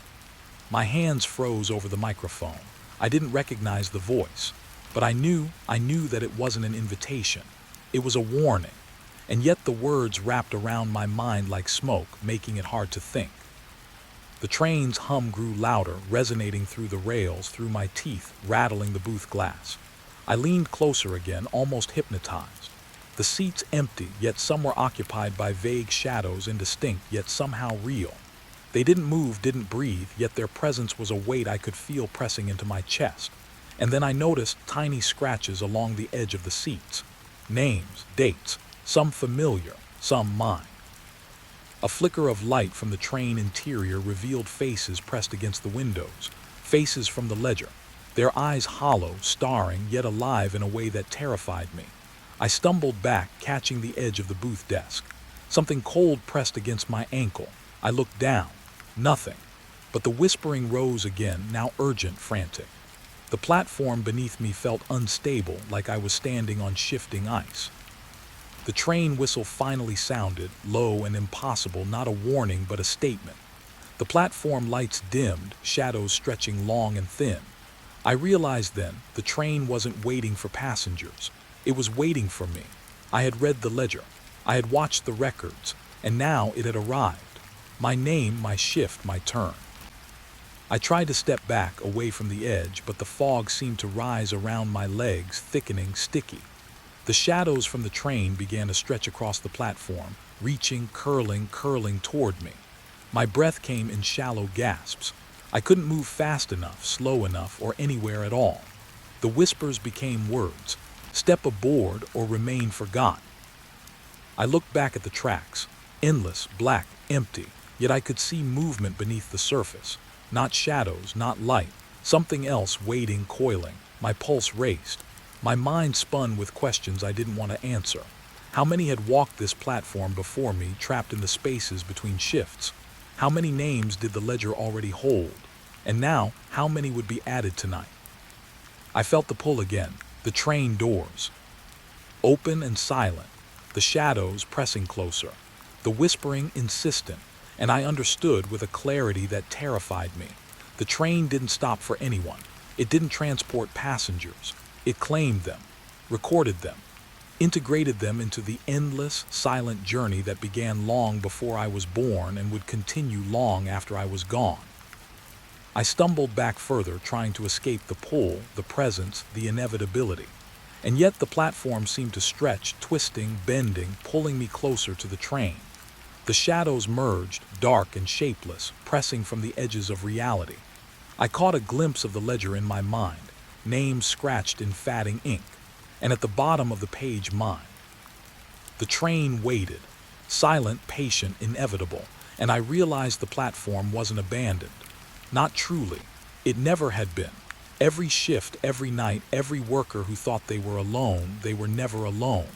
They were observed, recorded, claimed. And tonight I was next. The fog thickened. The whispers rose. The shadows pressed. The train doors beckoned. And I understood with a dread that sank into my bones that some final stops were never meant to be left behind. I pushed open the motel door and it groaned like a dying animal. The air inside smelled of charred wood, dust, and something sweet, rotting sweet, that shouldn't belong in a lobby. The neon sign outside flickered faintly through the window, casting jagged red light across the burned carpet. My boots crunched on debris as I stepped further inside. Everything was still, too still. No flicker of movement, no hum of electricity, not even the usual groan of a building settling. Just the scent, heavy and insistent. My eyes caught the reception desk, blackened and splintered, ash stuck to every surface. A bell sat there, polished brass, untouched by fire. I reached for it and it rang with a tone that didn't belong. High, sharp. It made my chest tight. Room available, I called, my voice small, swallowed by the hollow silence. No answer. But then a faint smell of smoke curled past my face like a ghost sighing. I noticed the old key rack behind the desk. Most hooks were empty. One key hung there, tarnished, labeled in faded letters, 12. My stomach sank. Something told me I shouldn't take it, but my fingers moved anyway, brushing the cold metal. I walked down the hallway, the walls blackened and peeling, the carpet like scorched velvet under my feet. Each door I passed seemed heavier than the last, weighted with memory, as if the fire hadn't destroyed them but had locked them, preserved them. Number 12 waited at the end, slightly ajar. A faint yellow glow leaked from inside, impossible, since the electricity had been cut decades ago. I hesitated. The air felt alive here, pulsing softly, carrying whispers I couldn't understand. Names maybe, or warnings. I pushed the door further and the smell hit me again, smoke, rot, something coppery underneath. The room wasn't empty. A bed burned along the edges, sheets half melted into black, sticky fabric, yet perfectly arranged. A chair in the corner, scorched, leaned as if someone had just stepped away. I stepped closer.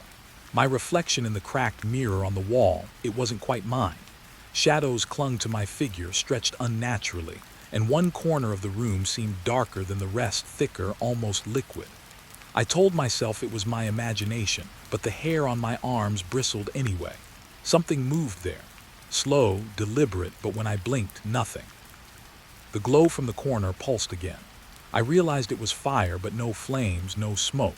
Just a soft, living heat that seemed to breathe. I reached out, half afraid, half compelled. My hand brushed the air and I felt it, a pulse faint but steady like a heartbeat.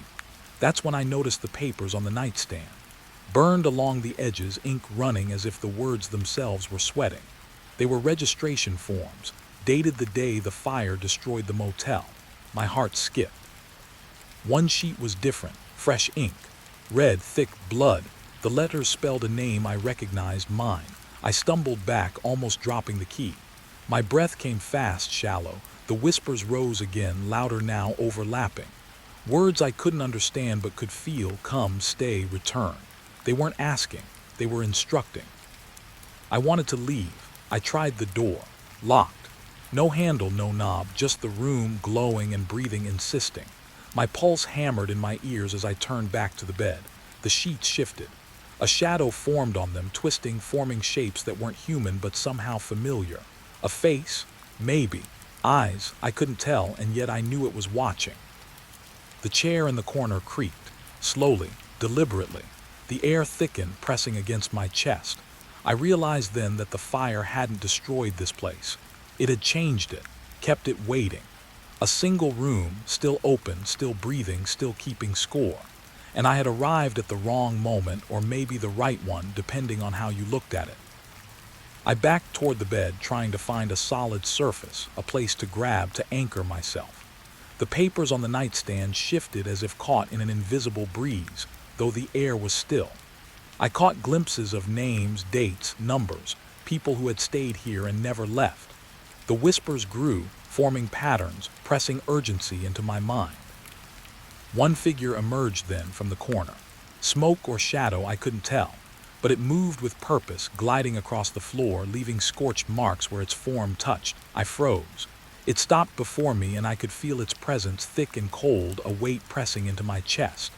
The glow from the corner reflected off its edges, revealing just enough to know it had no face, yet it was looking at me, watching me, waiting.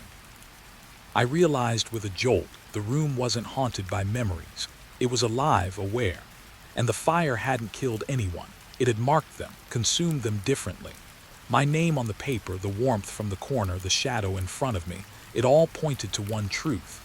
Staying here meant joining the list, becoming part of the room, becoming another whisper in the vents, another pulse in the glow. I tried to scream, but no sound came. My hands shook as I reached for the door again.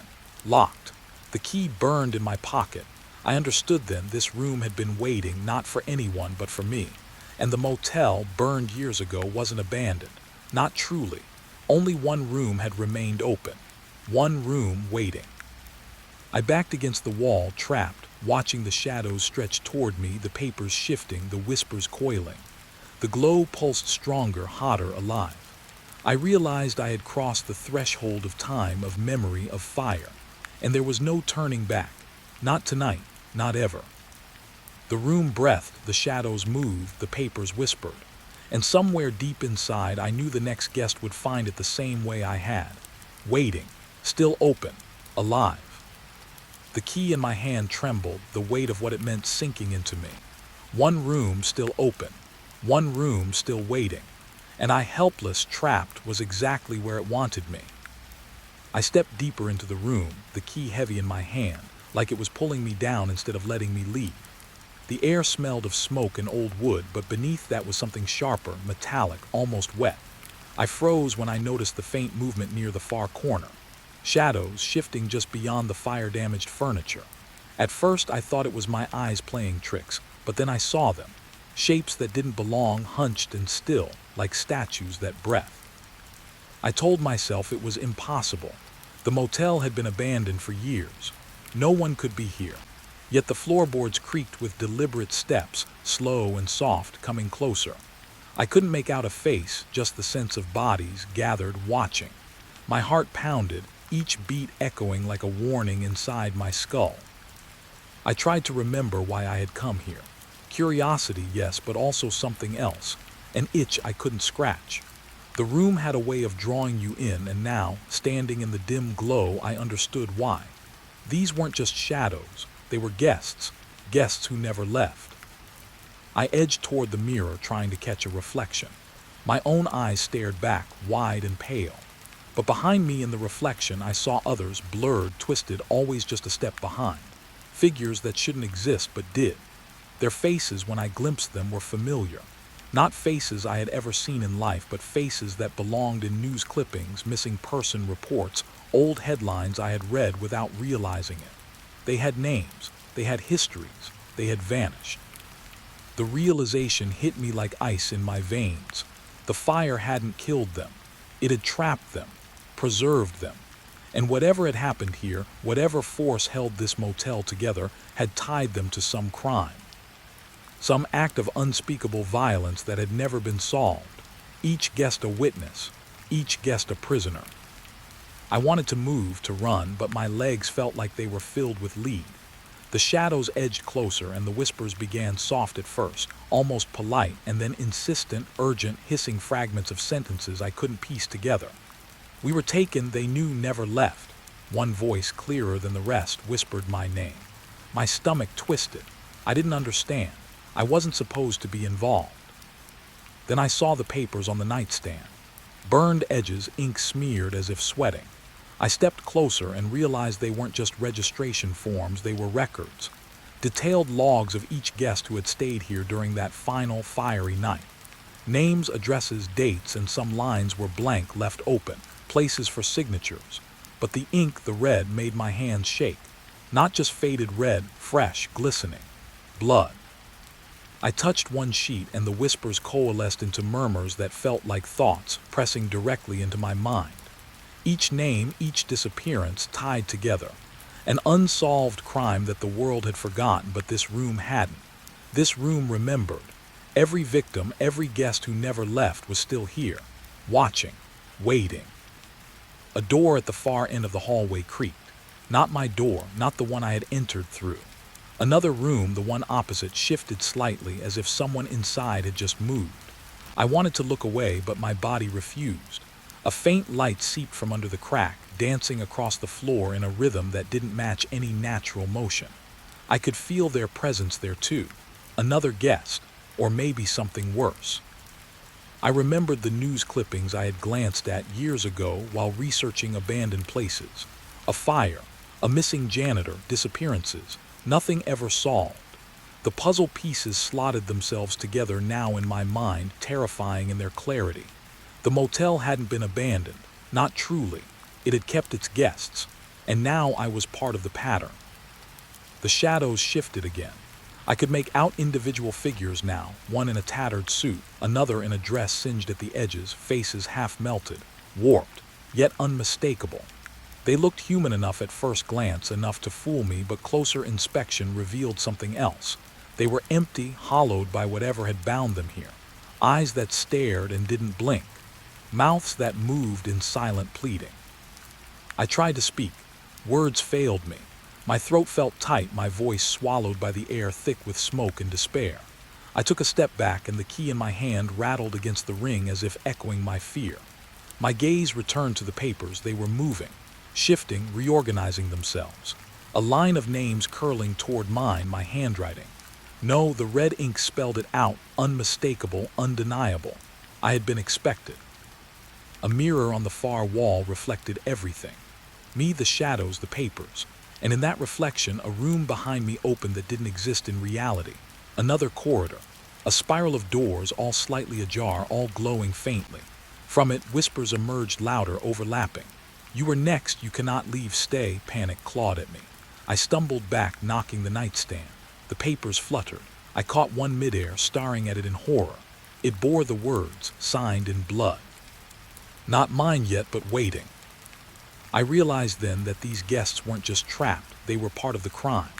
The fire had been a cover, yes, but also a ritual. The motel had consumed their lives, and in a way, their deaths weren't final. Their presence lingered, tethered by the unsolved crime, by the fire, by something ancient and patient that still owned the building. And the room I had entered, number 12, glowing, breathing, was its heart. The figures moved closer. I could see subtle differences between them now, details I hadn't before. A hand missing a finger, a burn mark across a cheek, eyes wide in shock, mouths open in silent screams. They were frozen in the last moment of their deaths, but somehow aware. Some instinct, some hunger pulling at me, studying me, testing me. I backed toward the door, hopping for escape. But the key in my pocket burned hotter, pulsing like a heartbeat, and I understood. The motel wanted another signature, another guest, another story entwined with the crime that had never been solved. I didn't want it. I screamed inside, silent, watching as shadows stretched toward me, the papers moving of their own accord, the air thick with expectation. One figure stepped closer, halting just short of touching me. The faint glow reflected off its face, burned, twisted, impossibly patient. It tilted its head. A whisper, this time clearer, direct, almost intimate. "You were meant to find us."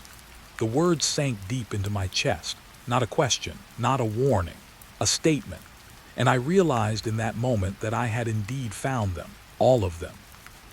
I could see the next chapter of the motel forming around me. The corridors, the rooms, the papers, all alive, all waiting. And I knew somehow that I had only glimpsed the beginning. The crime, the fire, the guests, they were pieces of a puzzle I hadn't yet solved. And yet the room, number 12, pulsed as if to say, "You are part of it now." I sank to the floor, hands trembling, staring at the papers that had begun to arrange themselves into a new list. Names I didn't know, some familiar, some terrifyingly like mine. And somewhere beyond the shadows, I felt eyes on me, patient, waiting, as if the motel itself breathed in rhythm with the unsolved crime that had never ended. One room, one fire, one crime, and now one more guest caught in its pulse, staring into a darkness that had no intention of letting me go. I pushed open the door to Unit 307 and immediately felt the air shift, thick and still, like it had been holding its breath for decades. The lock clicked behind me, echoing in the empty corridor, but the sound didn't feel real, more like a warning than an announcement. The fluorescent light above flickered once, twice, and then stayed, casting long, uneven shadows across stacks of crates and metal shelves. There was no renter listed for this unit. No files, no paperwork, nothing. Just the scent of dust, old wood, and something sour, faint but persistent, like iron rusting in water. My boots crunched over scattered debris, and I noticed marks on the floor, smudges, scuffs, as if someone or something had moved through here recently, even though the record said the unit had been empty for months. I approached the first crate. The label was faded, barely legible. I tapped it, listening for movement. Nothing. I opened it slowly, and inside were stacks of papers, yellowed, brittle. Names, dates, addresses, records of people I didn't recognize at first glance. But as I skimmed, a cold realization began to creep in. These weren't just ordinary records. Some of the names matched reports I'd read months ago. Missing persons cases, unresolved, forgotten by the news cycle. The hairs on my neck stood up. I dropped the crate lid and stepped back. Something shifted near the far wall. My eyes darted, but there was nothing, just shadows that stretched like fingers along the concrete. I told myself it was the flickering light. It had to be. But then I saw the writing on the floor, scratched into the dust, almost invisible at first, but unmistakable. "They know." I froze. My pulse pounded. I glanced around, half expecting to see someone or something watching. The crates seemed to lean closer, the shadows pooling into shapes that weren't quite furniture. I found another stack of papers bound together with a leather strap, the edges singed as if kissed by fire. Opening them, I realized they were ledgers.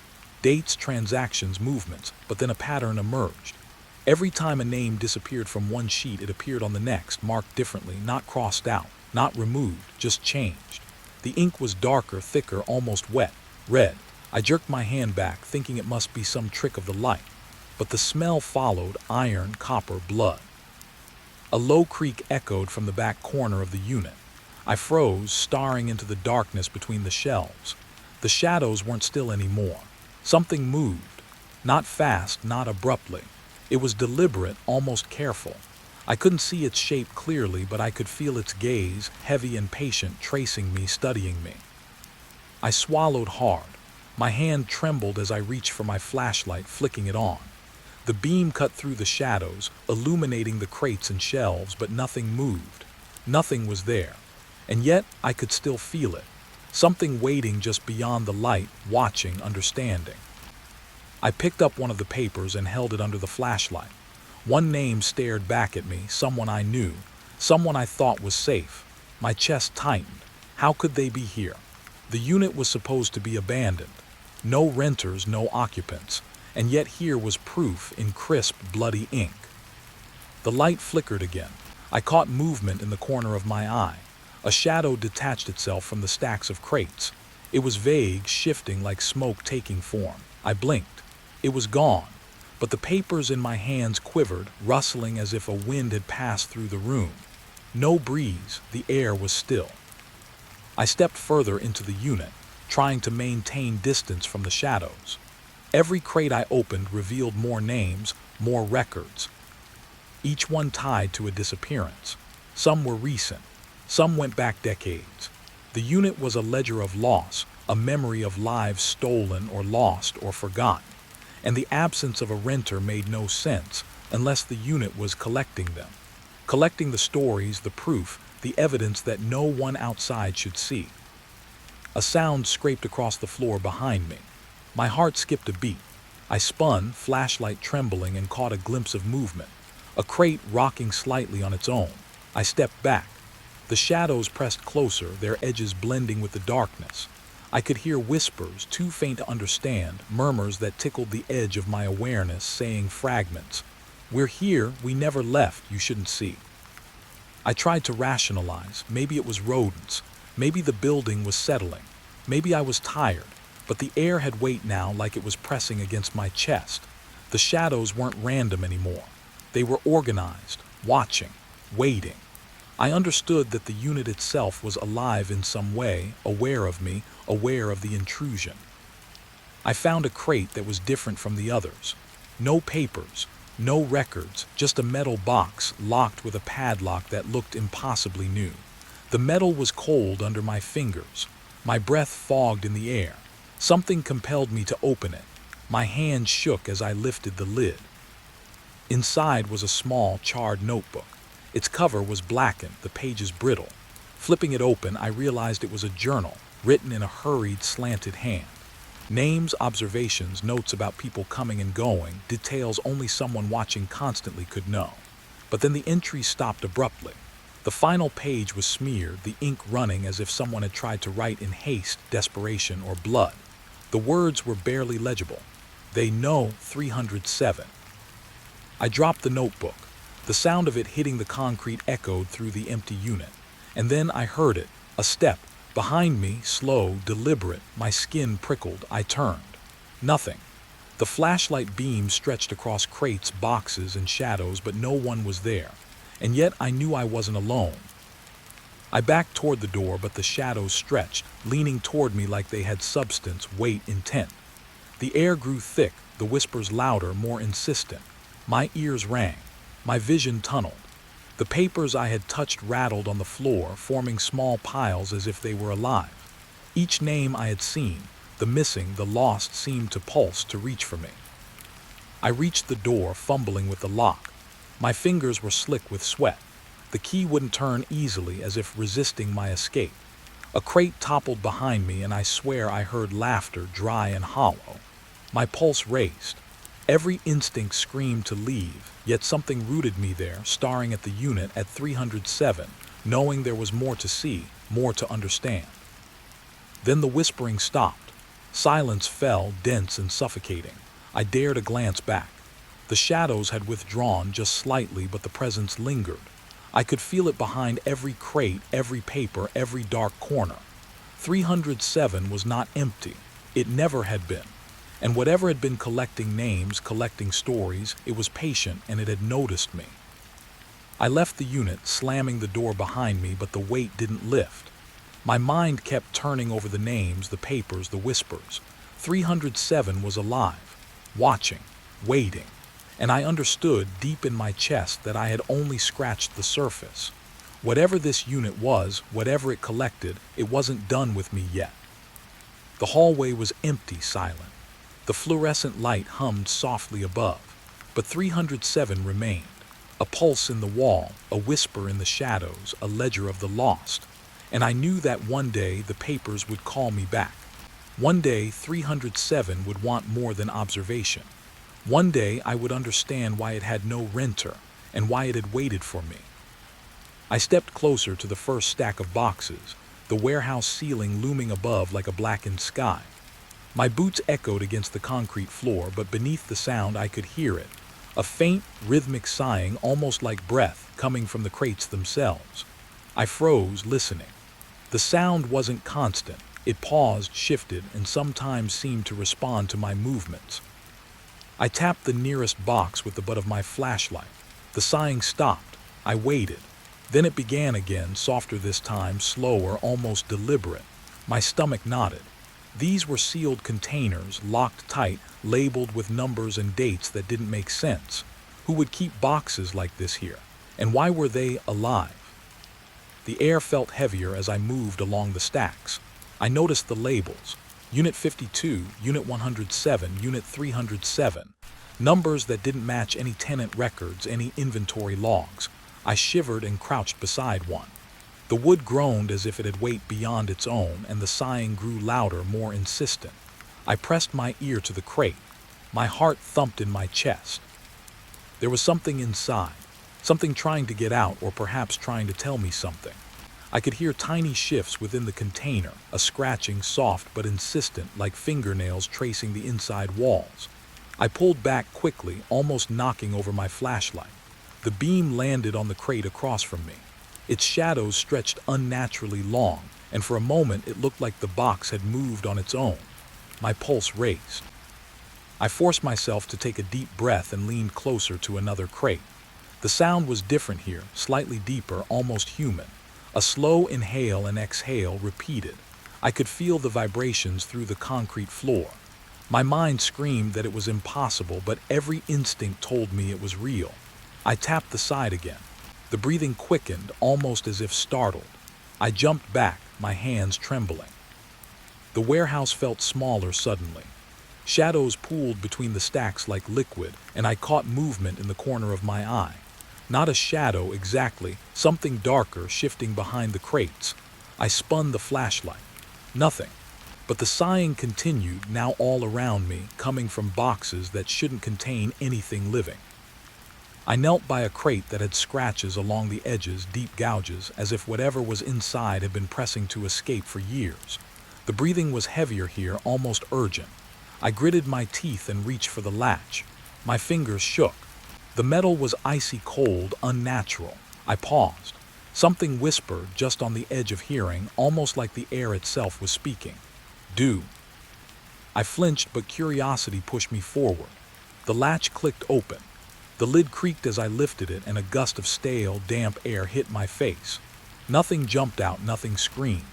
But the box exhaled slowly, like it had been holding its breath, and I felt it, weightless, suffocating, pressing against my chest, filling my mind with images I couldn't explain. Eyes staring, hands pressed against walls, muffled cries. I stumbled back, the flashlight swinging. Another crate shifted beside me. This one's sighing was louder, deeper, more deliberate. I bent closer, heart hammering. Inside, a bundle of cloth. I lifted it. It was a small coat, frayed, smelling of damp and decay. but the coat quivered, rising and falling as if breathing. My stomach turned. I dropped it immediately. The whispers grew, surrounding me now. I could almost make out words. Leave, stay, we're here. The boxes themselves seemed to lean toward me, imperceptibly, as if the warehouse itself was conscious. My flashlight flickered. I could see shapes within the crates, shadows pressing against the sides, forming faces that weren't quite human. I tried to step back, but the floor shifted under my boots, a subtle vibration that made it feel like the warehouse was breathing along with the boxes. I stumbled, catching myself on a stack, and my flashlight fell. The beam rolled across the floor and landed on a crate in the far corner. The sighing stopped. Silence. My chest heaved. Relief. I turned toward the crate. The lid had shifted, slightly ajar, though I hadn't touched it. My mind raced. Was it moving on its own, or had I imagined it? I inched closer. The moment I touched the wood, the breathing started again, rapid, shallow, almost panicked. A low, rasping whisper joined it. Open, please. I froze. Rational thought was useless now. Every sense screamed that the crates were alive in some incomprehensible way. The warehouse seemed to stretch endlessly, each stack of boxes hiding another secret. I understood something terrifying. These containers weren't just holding objects. They were holding something else, something aware, something patient. I backed away slowly, keeping my eyes on the crate. The breathing followed me, echoing through the aisles, rising and falling with the flicker of the flashlight. Shadows twisted across the walls.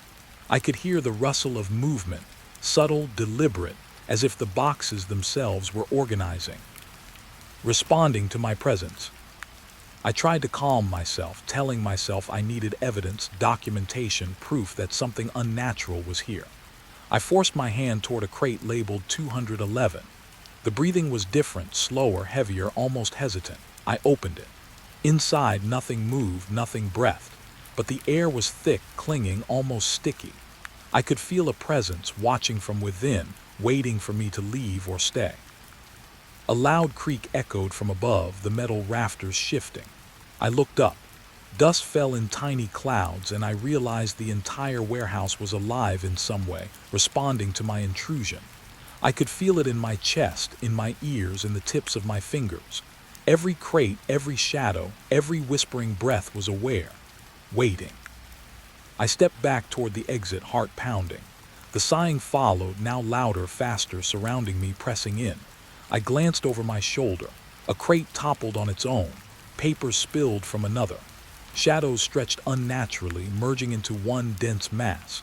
And then, just as suddenly as it began, the breathing stopped. Silence. The air was heavy still, but the pressure remained. I reached the door and fumbled with the lock. My fingers were slick with sweat.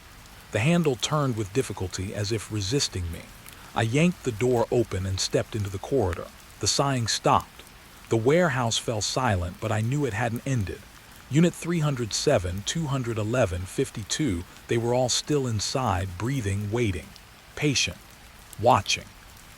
I left the building, breathing heavily. The night air felt thin, almost hollow. My mind replayed the sights, the sounds, the boxes that seemed to breathe as if alive. I knew one thing with certainty. Whatever was inside those crates, whatever had been waiting for someone to notice, it wasn't done. Not by a long shot. And it wouldn't be content until I returned, or until it decided I was part of its collection. I pushed open the door to the storage unit, and the smell hit me first, stale, damp, the faint metallic tang of something long decayed. My flashlight swept across the rows of crates, and I noticed a pattern I hadn't before. Each one was labeled, but the labels weren't ordinary numbers or codes. They had names, dates, and cryptic notes scribbled in the corner. Jane H., 1974, not claimed. M. Alvarez, 1981, pending. My pulse quickened. Those names.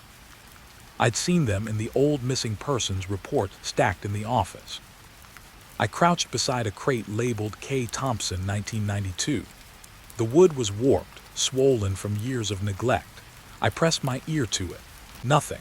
No breathing, no whispering this time, only the low hum of the fluorescent light overhead, flickering and buzzing. I exhaled slowly, trying to shake the sudden chill crawling up my spine. My hand trembled as I reached for the latch. Inside, I found items, personal belongings, carefully packed. A small pair of shoes, a faded scarf, a cracked wristwatch. Each object seemed perfectly ordinary, yet the way they were arranged felt intentional, almost ceremonial. I lifted the shoes gently. They were dusty, delicate, and I could almost imagine the person who wore them now vanished. The thought made my stomach twist. Who had placed these items here, and why? I moved to the next crate, T. Reynolds, 1987. The items inside were stranger, letters folded neatly, photographs of smiling faces staring up at me from another time. A ribbon, dried and brittle, tied around a bundle of papers. I lifted a photo and felt a shiver run through me. It was as if the eyes in the picture followed me, pleading silently. I had to look away, heart hammering, but my curiosity wouldn't let me stop. I noticed a pattern in the objects. They weren't random. Each belonged to a person who had disappeared without explanation. Some crates contained toys, others personal journals, even small keepsakes. It was an archive of absences, a museum of people who no longer existed. My mind raced. How had this gone unnoticed for so long?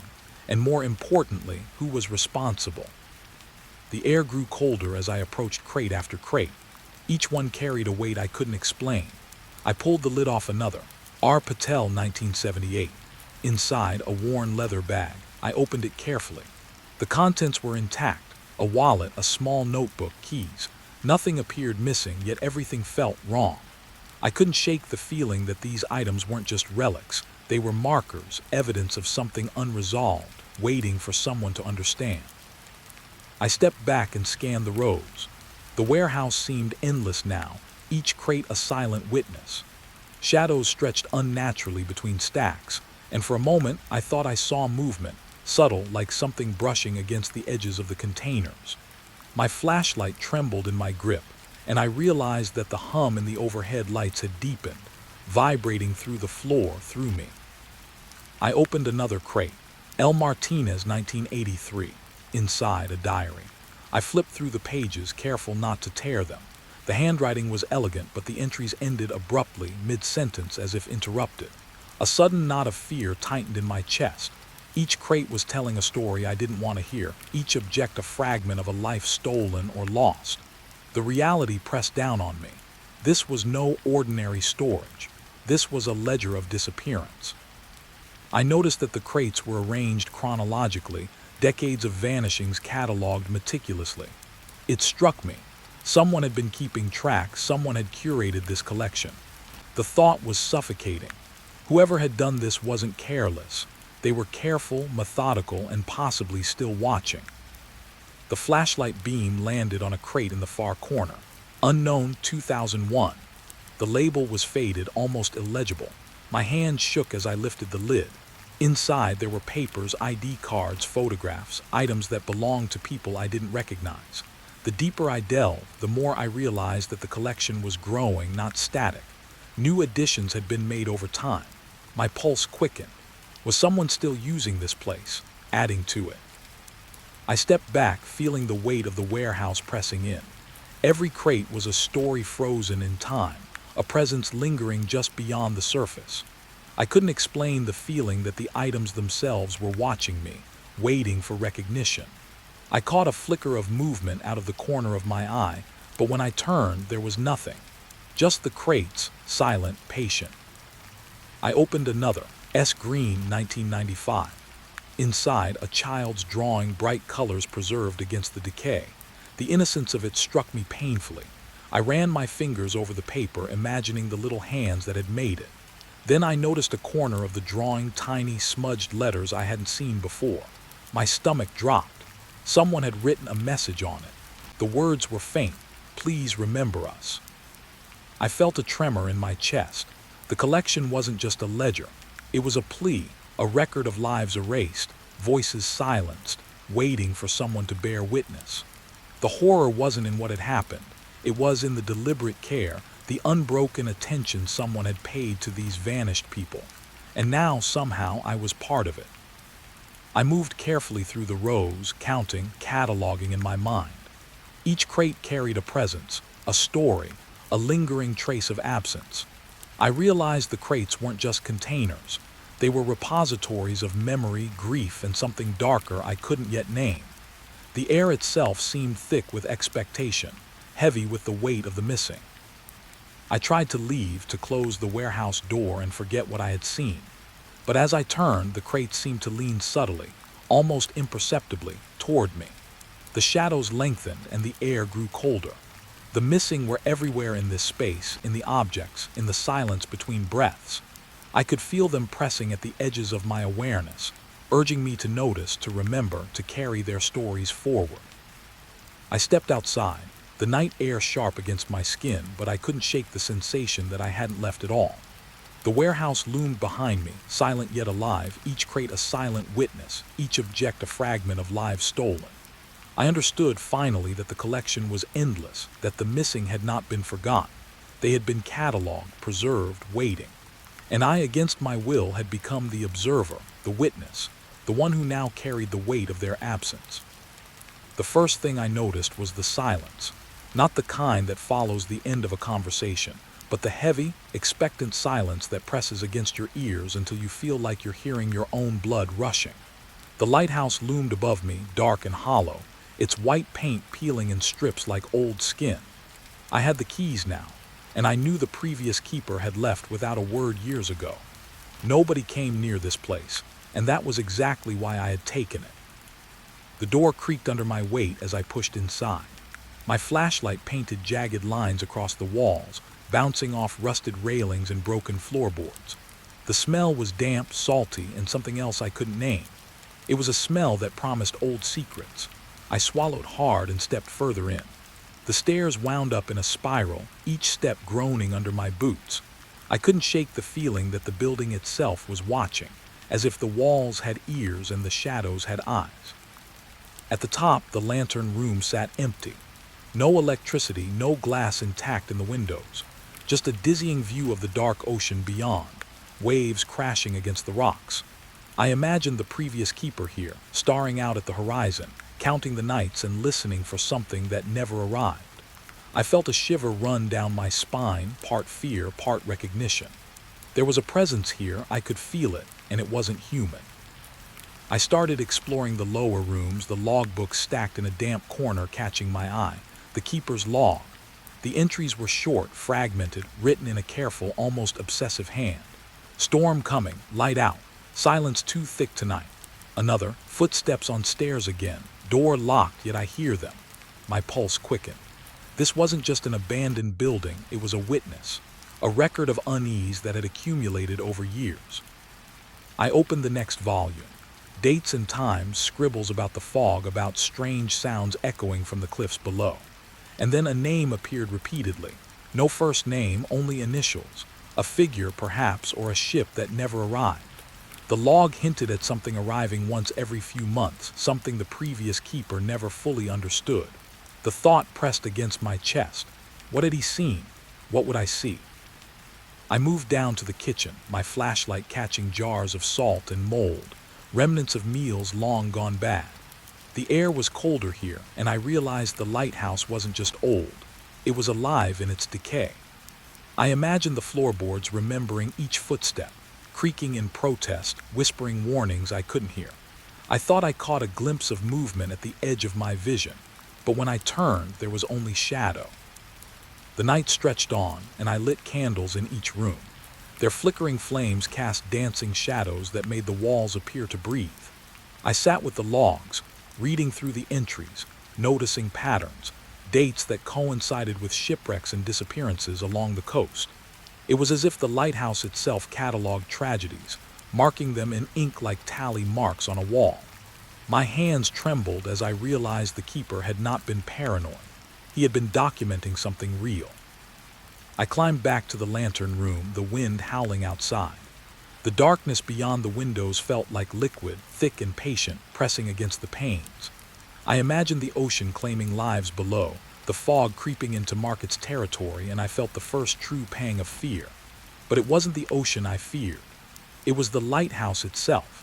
Something about its walls, its hollowed-out heart, made me certain it was waiting, always waiting for someone to notice. The wind picked up, rattling the windows. I heard a low, almost imperceptible hum like a distant bell or perhaps the sound of a footstep that didn't belong to me. My breath caught. The logs had warned of this. The presence of something unnameable moving just out of sight, yet known by the floors and rafters. I strained my eyes, but the darkness was absolute. The lighthouse had secrets that refused to be seen, only felt. Hours passed. I lit more candles, writing in my own notebook now, trying to track sounds, drafts, and shadows. The lighthouse seemed to respond, the air thickening with each recorded note. I caught myself staring at corners where the shadows pooled, wondering if movement might appear if I looked long enough. And then I realized the pattern.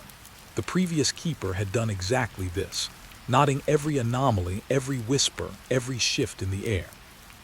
I wasn't just following in his footsteps. I was retracing them into the unknown. A sudden crash echoed from the base of the lighthouse. I froze. The wind was wild tonight, the sea relentless, yet the sound had weight to it, deliberate, not random. Something had shifted down there, something that did not belong. My flashlight beam trembled as I aimed it toward the door. The logs had hinted at this, strange sounds echoing from below, doors slamming when no wind blew. I swallowed, forcing myself to step toward the stairs. The descent was careful, each step measured. Shadows seemed to coil along the walls, curling like smoke around the railing. I reached the bottom, flashlight trembling in my hand. Nothing. The kitchen lay in still ruin and the night pressed against the walls. And yet I could feel it. That same waiting presence. Watching, always watching, calculating whether I would understand or flee. I returned to the center of the lighthouse, the logs spread before me. Each candle flame cast dancing light across the pages, and I read entries that described sounds of footsteps, whispers, and a recurring pattern. Someone or something always arrived at the lighthouse during storms. Ships wrecked, people vanished, the lighthouse remained. And the last keeper, gone. Not missing, but absorbed into the rhythm of the building, a part of its memory now. A sudden realization hit me. The lighthouse wasn't just abandoned. It never was. It had a rhythm, a consciousness marking time, absorbing fear, collecting attention. I understood why the previous keeper had disappeared. And I understood why I felt the same pull now. The building wanted witnesses, but not passive ones. It wanted someone to feel its weight, to catalog its presence, to acknowledge its history. I was chosen, not by chance, but by proximity and curiosity. I rose to climb again, to face the lantern room and the storms beyond, the ocean dark and endless. Every step felt heavier, yet necessary. The lighthouse waited, patient and unyielding, and I knew my nights here would be long, filled with observation and careful record. I understood now. Electricity didn't matter. Light wasn't needed. The presence here was eternal, and the keeper's role was to bear witness. As I climbed, I glanced back at the logbooks, my own handwriting joining theirs, a new chapter in a story that refused to end. I felt fear, yes, but also a strange clarity. The lighthouse had chosen me, and I would stay. Not because I wanted to, but because leaving was impossible, not in body, not in mind. I realized the truth. The building had no electricity, but it had power. And it had me. I noticed it first from the window on the second floor. A pale, flickering glow far out over the water, cutting through the darkness like a blade. My heart skipped. There shouldn't have been anything out there. No ships, no buoys, nothing with power. Yet the light blinked, steady and deliberate, almost calling me. I pressed my face to the cold glass, trying to see a pattern, to make sense of it, but the fog made everything blurry. The wind rattled the lighthouse, whistling through broken panes and fractured wood. The smell of salt and decay hit me, stronger tonight, heavier somehow. I wrapped my jacket tighter, but it didn't matter. The chill was deeper, not from the air, but from the thought. I was not alone in noticing this. Something else had seen it too, something that belonged to this place. I grabbed the logbooks, running my fingers over the spines. The previous keeper had written about strange signals before, lights appearing during storms, boats that vanished, and sometimes voices carried across the waves. I felt the old fear creeping back, the same that must have haunted him. But tonight there was no storm, no excuse for the light. My pulse quickened. What was reaching out from the sea? I climbed to the lantern room, every step groaning beneath me. The darkness was absolute up here, the broken windows letting in only shadows. I pressed my flashlight toward the horizon, but it was useless. The light out there wasn't reflected or artificial. It was alive. It pulsed, then vanished for a heartbeat, then reappeared, teasing like it knew I was watching. I leaned over the railing, trying to pinpoint its location. My mind raced. Could it be a vessel, or something else entirely? My breath fogged the glass as I squinted, heart thudding in my chest. Then I saw movement near the waterline, a shadow that didn't belong. It wasn't a person, not a boat, not even debris. Just a shape shifting in time with the light, almost waiting. I stumbled back from the window, shaking. I tried to rationalize it, telling myself my eyes were playing tricks, but my own reflection in the broken glass seemed wrong. My face flickered with shadows that weren't mine, movements that didn't match. A cold dread settled in my stomach. The lighthouse was reacting. I could feel it. The same way I had on my first night. This building wasn't just an empty shell. It had memory, attention, intention. I returned to the logbook, scanning past entries. The previous keeper had noted similar sightings. One page was smeared with water and ink, the words nearly illegible. The signal beckons. It waits for acknowledgement. Do not answer. I froze. That's exactly what I had felt. And yet I couldn't tear my eyes from the horizon. Something was insisting I look, insisting I understand. The wind intensified, rattling the shutters. I could hear the lighthouse's timbers groaning, almost like a voice. A low hum joined the sound of the ocean, vibrating through the floor, through my bones. The light pulsed again, sharper this time, and I realized it was moving closer, not in distance but in perception, like it was threading itself through the fog toward me.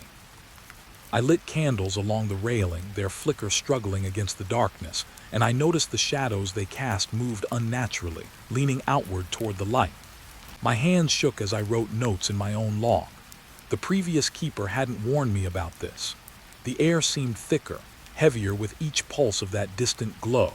I felt watched, not by eyes I could see, but by something that measured my fear. A sudden crack echoed from below, a loud snap of wood. My flashlight jerked as I aimed toward the staircase.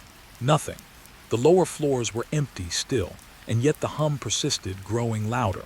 I climbed back down, careful with every step. The lighthouse was alive tonight, resonating with something beyond comprehension.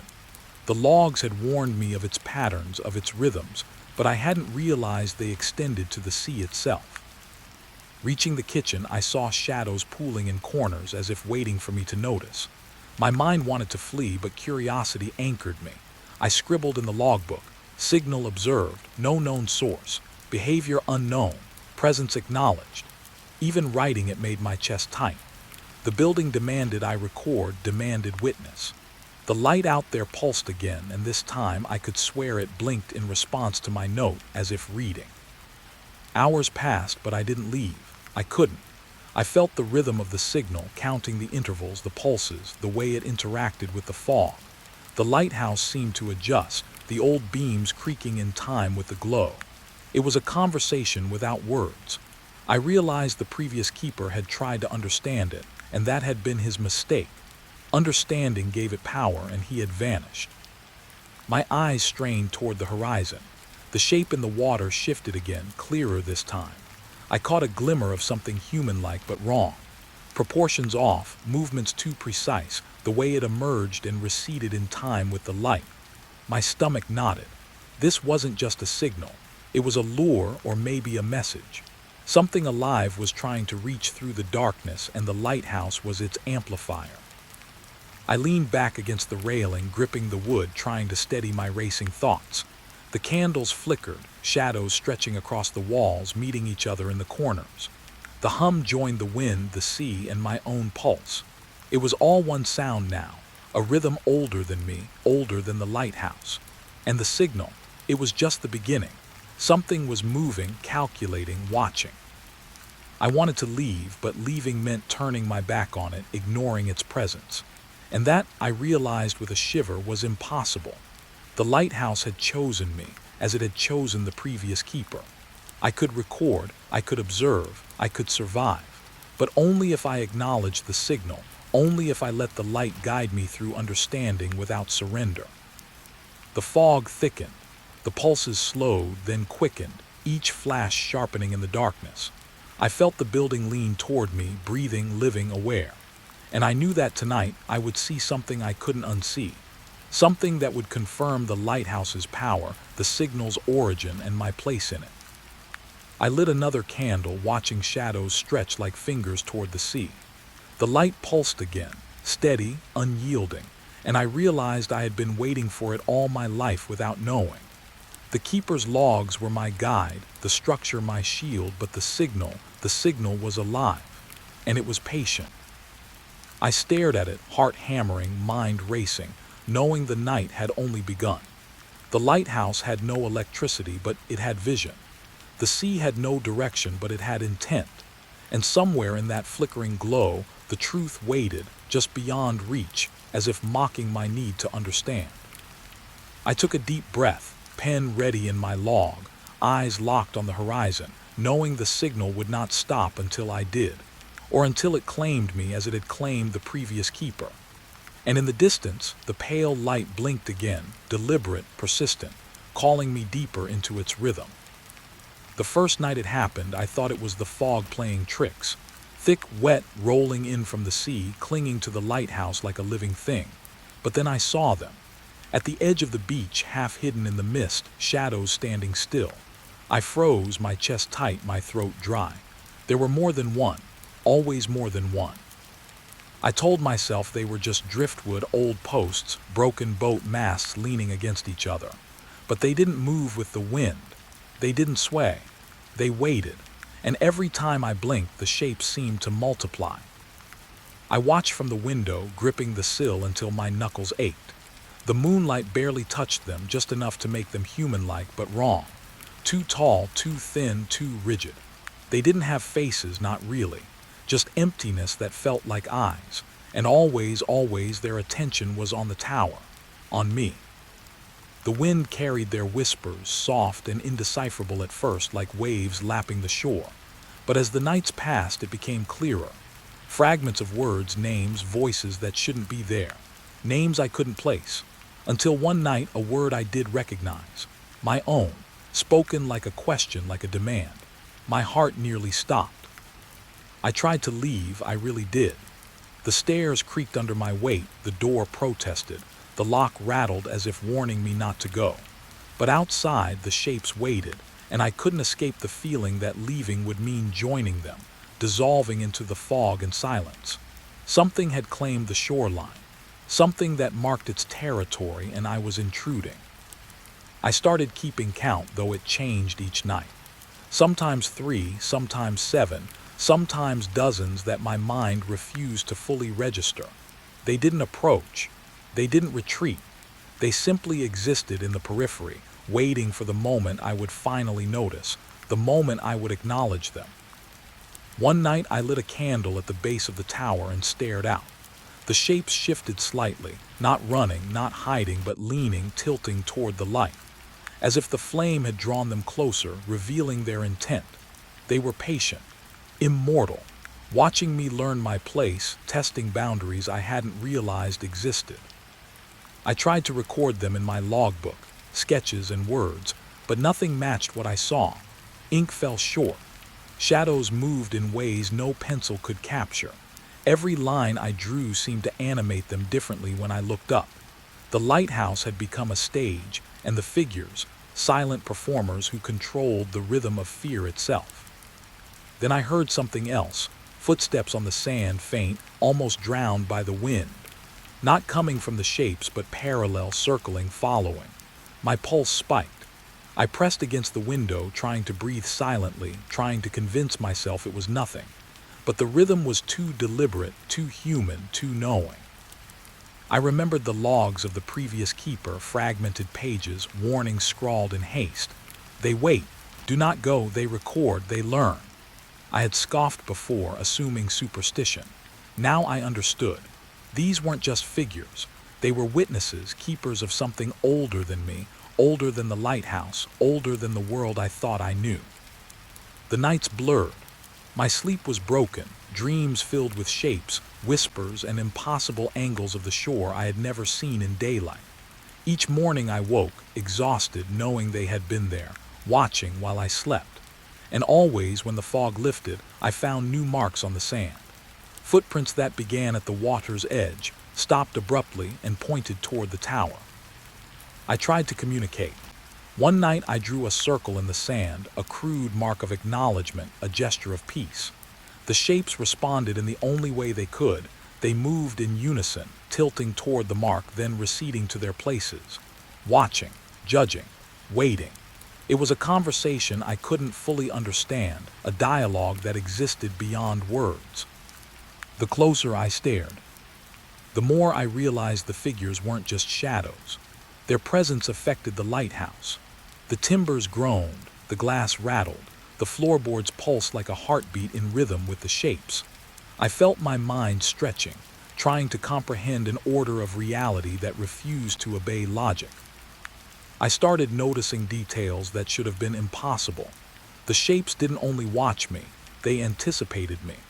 Movements, thoughts, hesitations. Every night they adjusted, learning my routines, my fears, my patterns.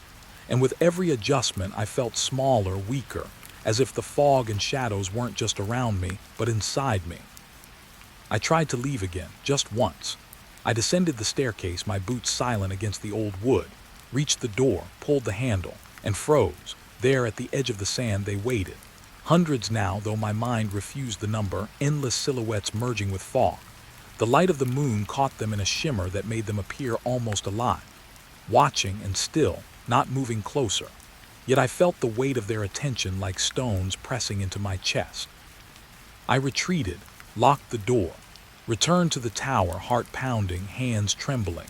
I lit every candle I had, stacked them against the windowsills. Their flickering made the shadows dance differently, like ripples in water. For a moment, I felt a sliver of control, a fragile illusion, but real enough to catch my breath. Then from the fog, a single figure stepped forward, more defined than the rest. Tall, thin, angles wrong, eyes hollow but aware. It raised something, its hand. Or was it an appendage of shadow? I couldn't tell. And in that moment it seemed to pause, waiting for me to understand something I couldn't.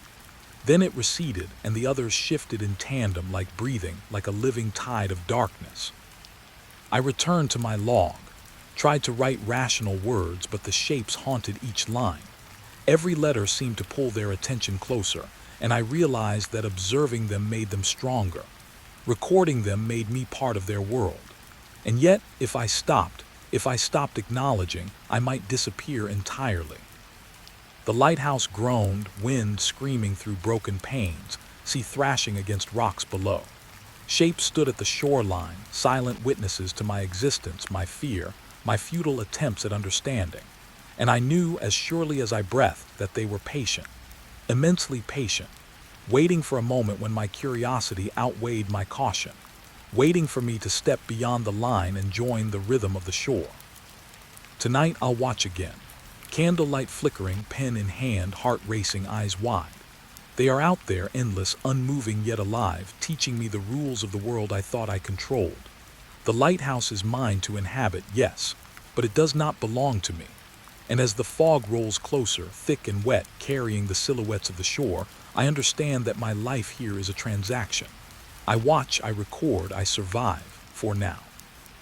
And in the distance, just beyond reach, one figure tilts its head slightly, as if asking a question I don't yet know the answer to. The shoreline waits, endless and patient, and I am no longer sure who is observing whom. The hall smelled of bleach and dust, sharp and clinging to my throat. I pushed the mop across the floor, listening to the soft scrape, the hum of the fluorescent lights overhead. Most of the school had been empty for years, closed off, locked up. But here I was, alone at midnight, making the place look alive again, or at least pretending it wasn't dead. I thought I knew every corner of this building, every scuffed tile, every dented locker. But tonight, something felt different. The silence had weight pressing against my ears, filling the spaces between each squeak of the mop. I paused, towel in hand, and glanced down the hallway. Shadows stretched in angles they shouldn't. Something moved, or maybe it didn't. Maybe it was the flicker of the lights. My pulse ticked up. The classrooms were dark, their windows black mirrors reflecting the weak light from the hall. I stepped into the first one. Desks were coated in dust, chairs stacked in uneven piles. I bent to wipe the blackboard, felt the chalk crumble in my fingers. And then I heard it, a faint tap like fingernails on wood coming from the back of the room. My heart skipped. Nobody should be here. Nobody at all. I told myself it was a branch brushing the broken windows, a rat in the walls. But the tap came again, deliberate, rhythmic, as if waiting for me to notice. I froze, listening, mop half raised. The air smelled sharper now, metallic, like iron. A small bead of sweat ran down my temple, and I realized I'd been holding my breath. I moved toward the sound, step by careful step, trying to convince myself that nothing would be there. The back of the classroom was darker than it should have been, corners pooling shadows like ink. And then I saw it, a chair rocking slowly by itself in the far corner. I swore I hadn't touched it. The motion was smooth, eerie, a pull against gravity that made no sense. I blinked. The room was empty again, just desks, just dust, just me. I laughed quietly, a short, hollow sound that scared me more than the chair had. I told myself I was tired, imagining things, letting the silence play tricks. But when I turned to leave, the door slammed shut. Not gently like the wind, but hard, shaking the frame. My hands shot up to the handle. Locked. I tried the other doors. Locked. Every exit sealed in the same instant, as if the building had decided I wasn't allowed to leave. The fluorescent lights flickered, shadows twisting across the walls. The tap started again, louder now, coming from the hallway outside the classroom. Slow, patient, a rhythm I couldn't ignore. I grabbed my mop like a weapon and stepped out. The hallway stretched endlessly, though I knew its corners, its turns. But tonight it seemed wrong, longer. The lockers leaned in slightly, taller than they should be, casting shadows that weren't natural. And at the end of the hall I saw it, movement. A figure, thin, blurred, standing just beyond reach. Watching, waiting. I called out, my voice cracking, echoing unnaturally in the empty hall. No answer. Only the tap of fingernails again, closer now, behind me. I spun, heart hammering. Nothing. Nothing but the hum of the lights, the shine of the polished floor beneath my boots. But I felt it, the sense of being watched, of something stalking my steps. Something that knew the hallways better than I did. The janitor closet offered a temporary refuge. I pushed the door open and ducked inside, pressing my back against the wall. My flashlight trembled in my hands, casting shaky circles of light. I counted breaths, tried to tell myself it was over, just my mind playing tricks. But the tapping didn't stop. It moved with me, circling outside the closet, pausing, resuming, waiting. I remembered the stories, old rumors from when the school was still open. Teachers who swore classrooms whispered at night. Janitors who disappeared for hours and came back pale, eyes wide. I had laughed at them then. Not tonight. Tonight I felt the history of the place pressing down, heavy and patient, a weight that filled the air like dust.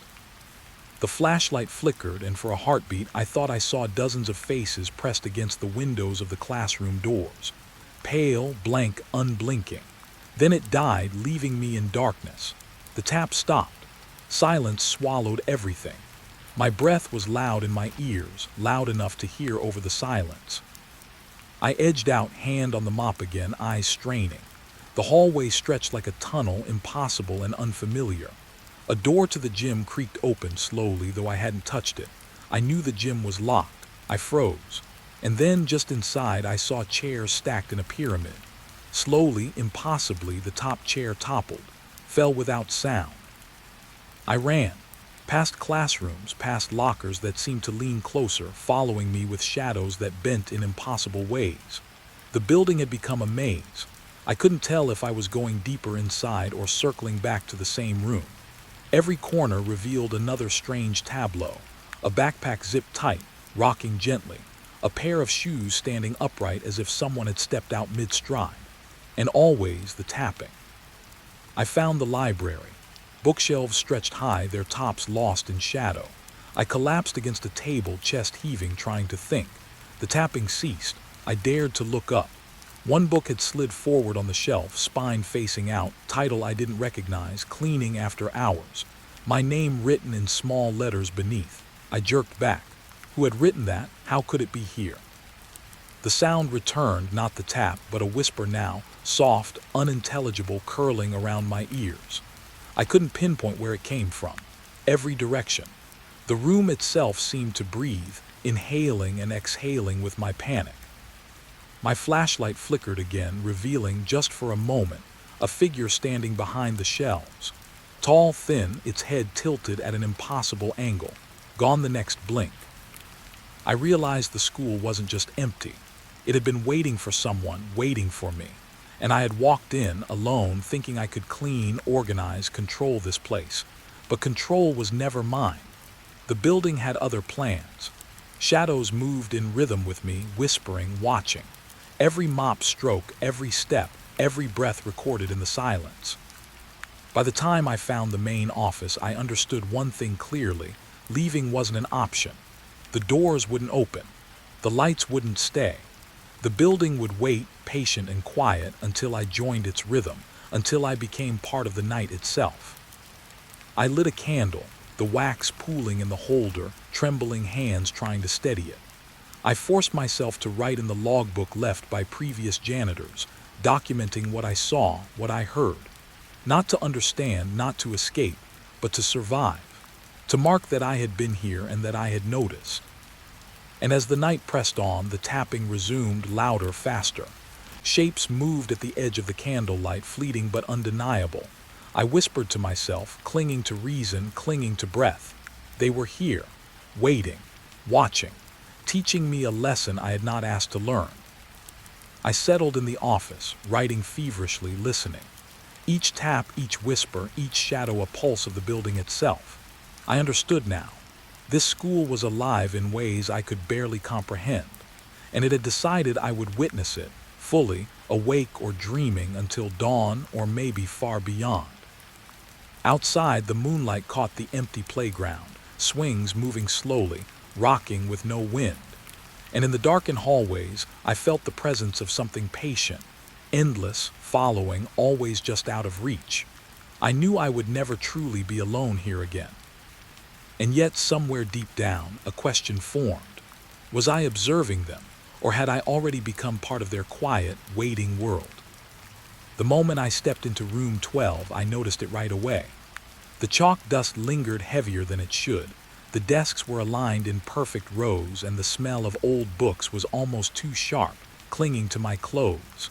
I had cleaned this room hours ago, swept the floors, wiped down every surface, even straightened the chairs. But something about it felt wrong. I reached for the first desk. My fingers traced the scratches etched into the wood, initials, tiny marks from long ago. I pushed it slightly to the side, trying to break the order, but when I blinked, it was back in place. My heart skipped. I shook my head, thinking I'd imagined it. But then I moved another desk. Same thing. Perfect alignment, as though the room refused my presence. The windows were streaked with grime, letting in faint slivers of moonlight. Shadows pooled in the corners, thick and heavy, stretching across the walls like ink. I could feel the air tightening around me. My voice sounded strange when I spoke, echoing just slightly, like someone, or something, was listening from just beyond my sight. I tried changing the chalkboard.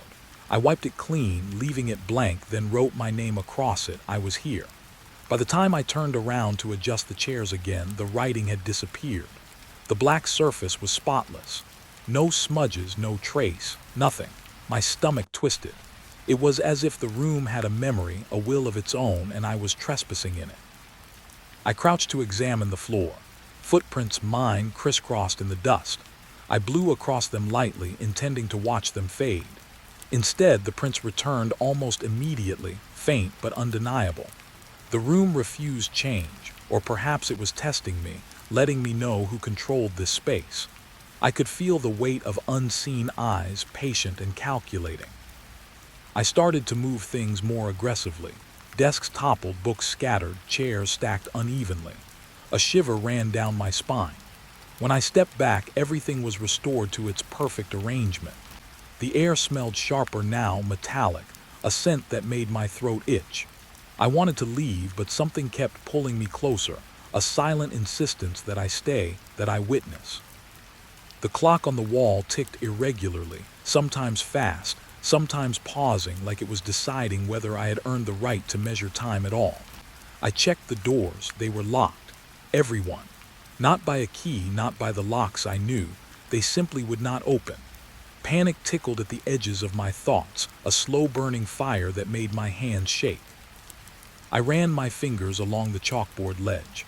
Tiny scratches had formed overnight, words etched into the surface, try again. My eyes darted across the room. No one there. I spun in a circle. The desks, the chairs, the chalkboard, all perfect, all unchanged. Yet the message lingered, faint, impossible, as if someone had been writing it just behind my eyes. I tried leaving small notes of my own, paper scattered across the floor, instructions, reminders. When I returned, they were gone. Every note erased, every line of writing vanished. It wasn't just the objects that reset. It was my attempts at asserting control, my effort to leave a trace. The room swallowed everything and returned to itself, patient, unmoved. I pressed my ear to the door, listening. Nothing. Not a creak, not a shuffle, just the faint hum of the fluorescent light overhead. And yet I could feel the presence again, close, observing. The hairs on my arms prickled. I moved toward a window, looked out at the empty schoolyard. Moonlight reflected off the asphalt, the swings still, but for a moment I thought I saw them. Tiny shapes at the edge of the playground, watching, waiting. Could they be tied to this room? Or was the room drawing me into something larger, something I couldn't yet see? I turned back to the desks. I touched one, pushed it. Again, alignment restored. I tried a chair. Same result. My own reflection in the window looked pale, tense, lines of stress carved into my face. I wanted to laugh at the absurdity, the stubborn perfection of it all, but the sound caught in my throat, heavy and uneven. I noticed small details I hadn't before. A pencil perfectly centered on a desk, eraser unblemished. A book open to a page I hadn't touched, words highlighted in a color I didn't recognize. And then a whisper, soft, curling around my ears. I froze. Not yet, it said, my breath caught. I turned in every direction, eyes wide. Nothing moved, but the feeling remained, like the room was alive, patient, teaching me a lesson I hadn't wanted to learn. I tried rearranging the chalk dust into patterns, lines, shapes. Every attempt erased the instant I blinked. It wasn't just resistance. It was active undoing, like the room had intelligence, watching, responding. I felt smaller, insignificant, as if the walls themselves were aware of my every thought, my every hope to impose change. Hours passed, or maybe minutes. Time had become uncertain. I stopped, sitting on the floor, breathing shallow, trying to make sense of the impossibility. Then I noticed the smell, old ink and paper mixed with something fouler, almost decay. My eyes scanned the shelves. Books that weren't there before now lined the walls, their titles unfamiliar. The air thickened, pressing against my chest. I dared to read a line from one of the books. The room remembers. My stomach flipped. I felt the floor shift under my weight, subtle, almost imperceptible. The whisper returned, closer, a hiss at my ear. Learn or stay. I jumped up, flashlight trembling, scanning every corner. Shadows moved at the edge of the light, shapes I couldn't define, but that followed my gaze, patient, unblinking. Desperation clawed at me. I tried slamming chairs together, throwing books, shoving desks. Nothing held. Every object restored itself, every trace of my presence erased. The room had its own memory, its own will, and I was trapped within it, small and foolish, trying to assert control where none existed. I crouched in the corner, chest tight, heartbeat loud in my ears. The whisper became a chant, barely audible, repeating over and over, "You cannot change what watches." I swallowed hard. I understood then, the room was not just a room. It was a sentinel, a keeper. Everything I did, it observed, measured, and corrected. I was intruding on something vast, ancient, patient. I noticed a shadow detach from the wall, stretching, growing, forming the vague outline of a figure. Tall, faceless, its edges blurred as if it existed just beyond my vision. It hovered silently, moving with me as I stumbled backward, trying to retreat. I could feel its awareness, probing, judging, waiting. I collapsed against the chalkboard, wiping my sweaty hands across my face. The room calmed for a heartbeat, but the weight remained, the pressure of being watched. I realized survival meant submission, accepting the rules of a space that did not belong to me. That never had. I picked up a pencil, placing it exactly where it had been. The whisper softened. I straightened a chair. Alignment restored. I took a shaky breath. The room allowed it for now. But the lesson was clear. I could exist here briefly, but control was never mine. And as I sat in the dim light, staring at the perfect rows of desks, I understood a lingering truth. The room would reset. Always. No matter what I did, no matter how I tried. The question that burned at the edge of my mind, what will it demand next, remained unanswered, curling around me like smoke, patient, waiting. I opened the classroom door and froze. On the teacher's desk, a single sheet of paper lay perfectly flat, like it had been waiting for me. My first thought was that it was left over from the last janitor, some scrap forgotten in the dark corners of the school. But when I bent closer, my stomach dropped. The paper had a list, names, full names, each one printed neatly like a roster, like the attendance sheets I'd handled so many times in my old life before this building became a tomb of echoes. The names weren't random.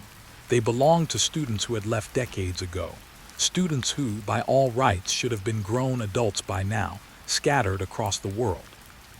I picked it up, trembling. The paper was crisp, almost new. The ink wasn't smudged. It smelled faintly of chalk and dust, a scent that didn't belong on fresh paper. My hand hovered over the first name, Sarah Klein. I remembered her picture in the yearbook, smiling with braces. My pulse spiked. How could this paper exist here now, with names from a school that had closed years before I even started working here? A sudden creak behind me made me spin. The hallway stretched dark, empty, silent. I told myself it was just the building settling, just the wind through broken windows. But when I glanced back at the desk, the list had changed. More names had appeared. I hadn't moved. I hadn't written anything. And yet the page was growing, the roster stretching as if some unseen hand was filling in the gaps. I dropped the paper onto the desk, backing away.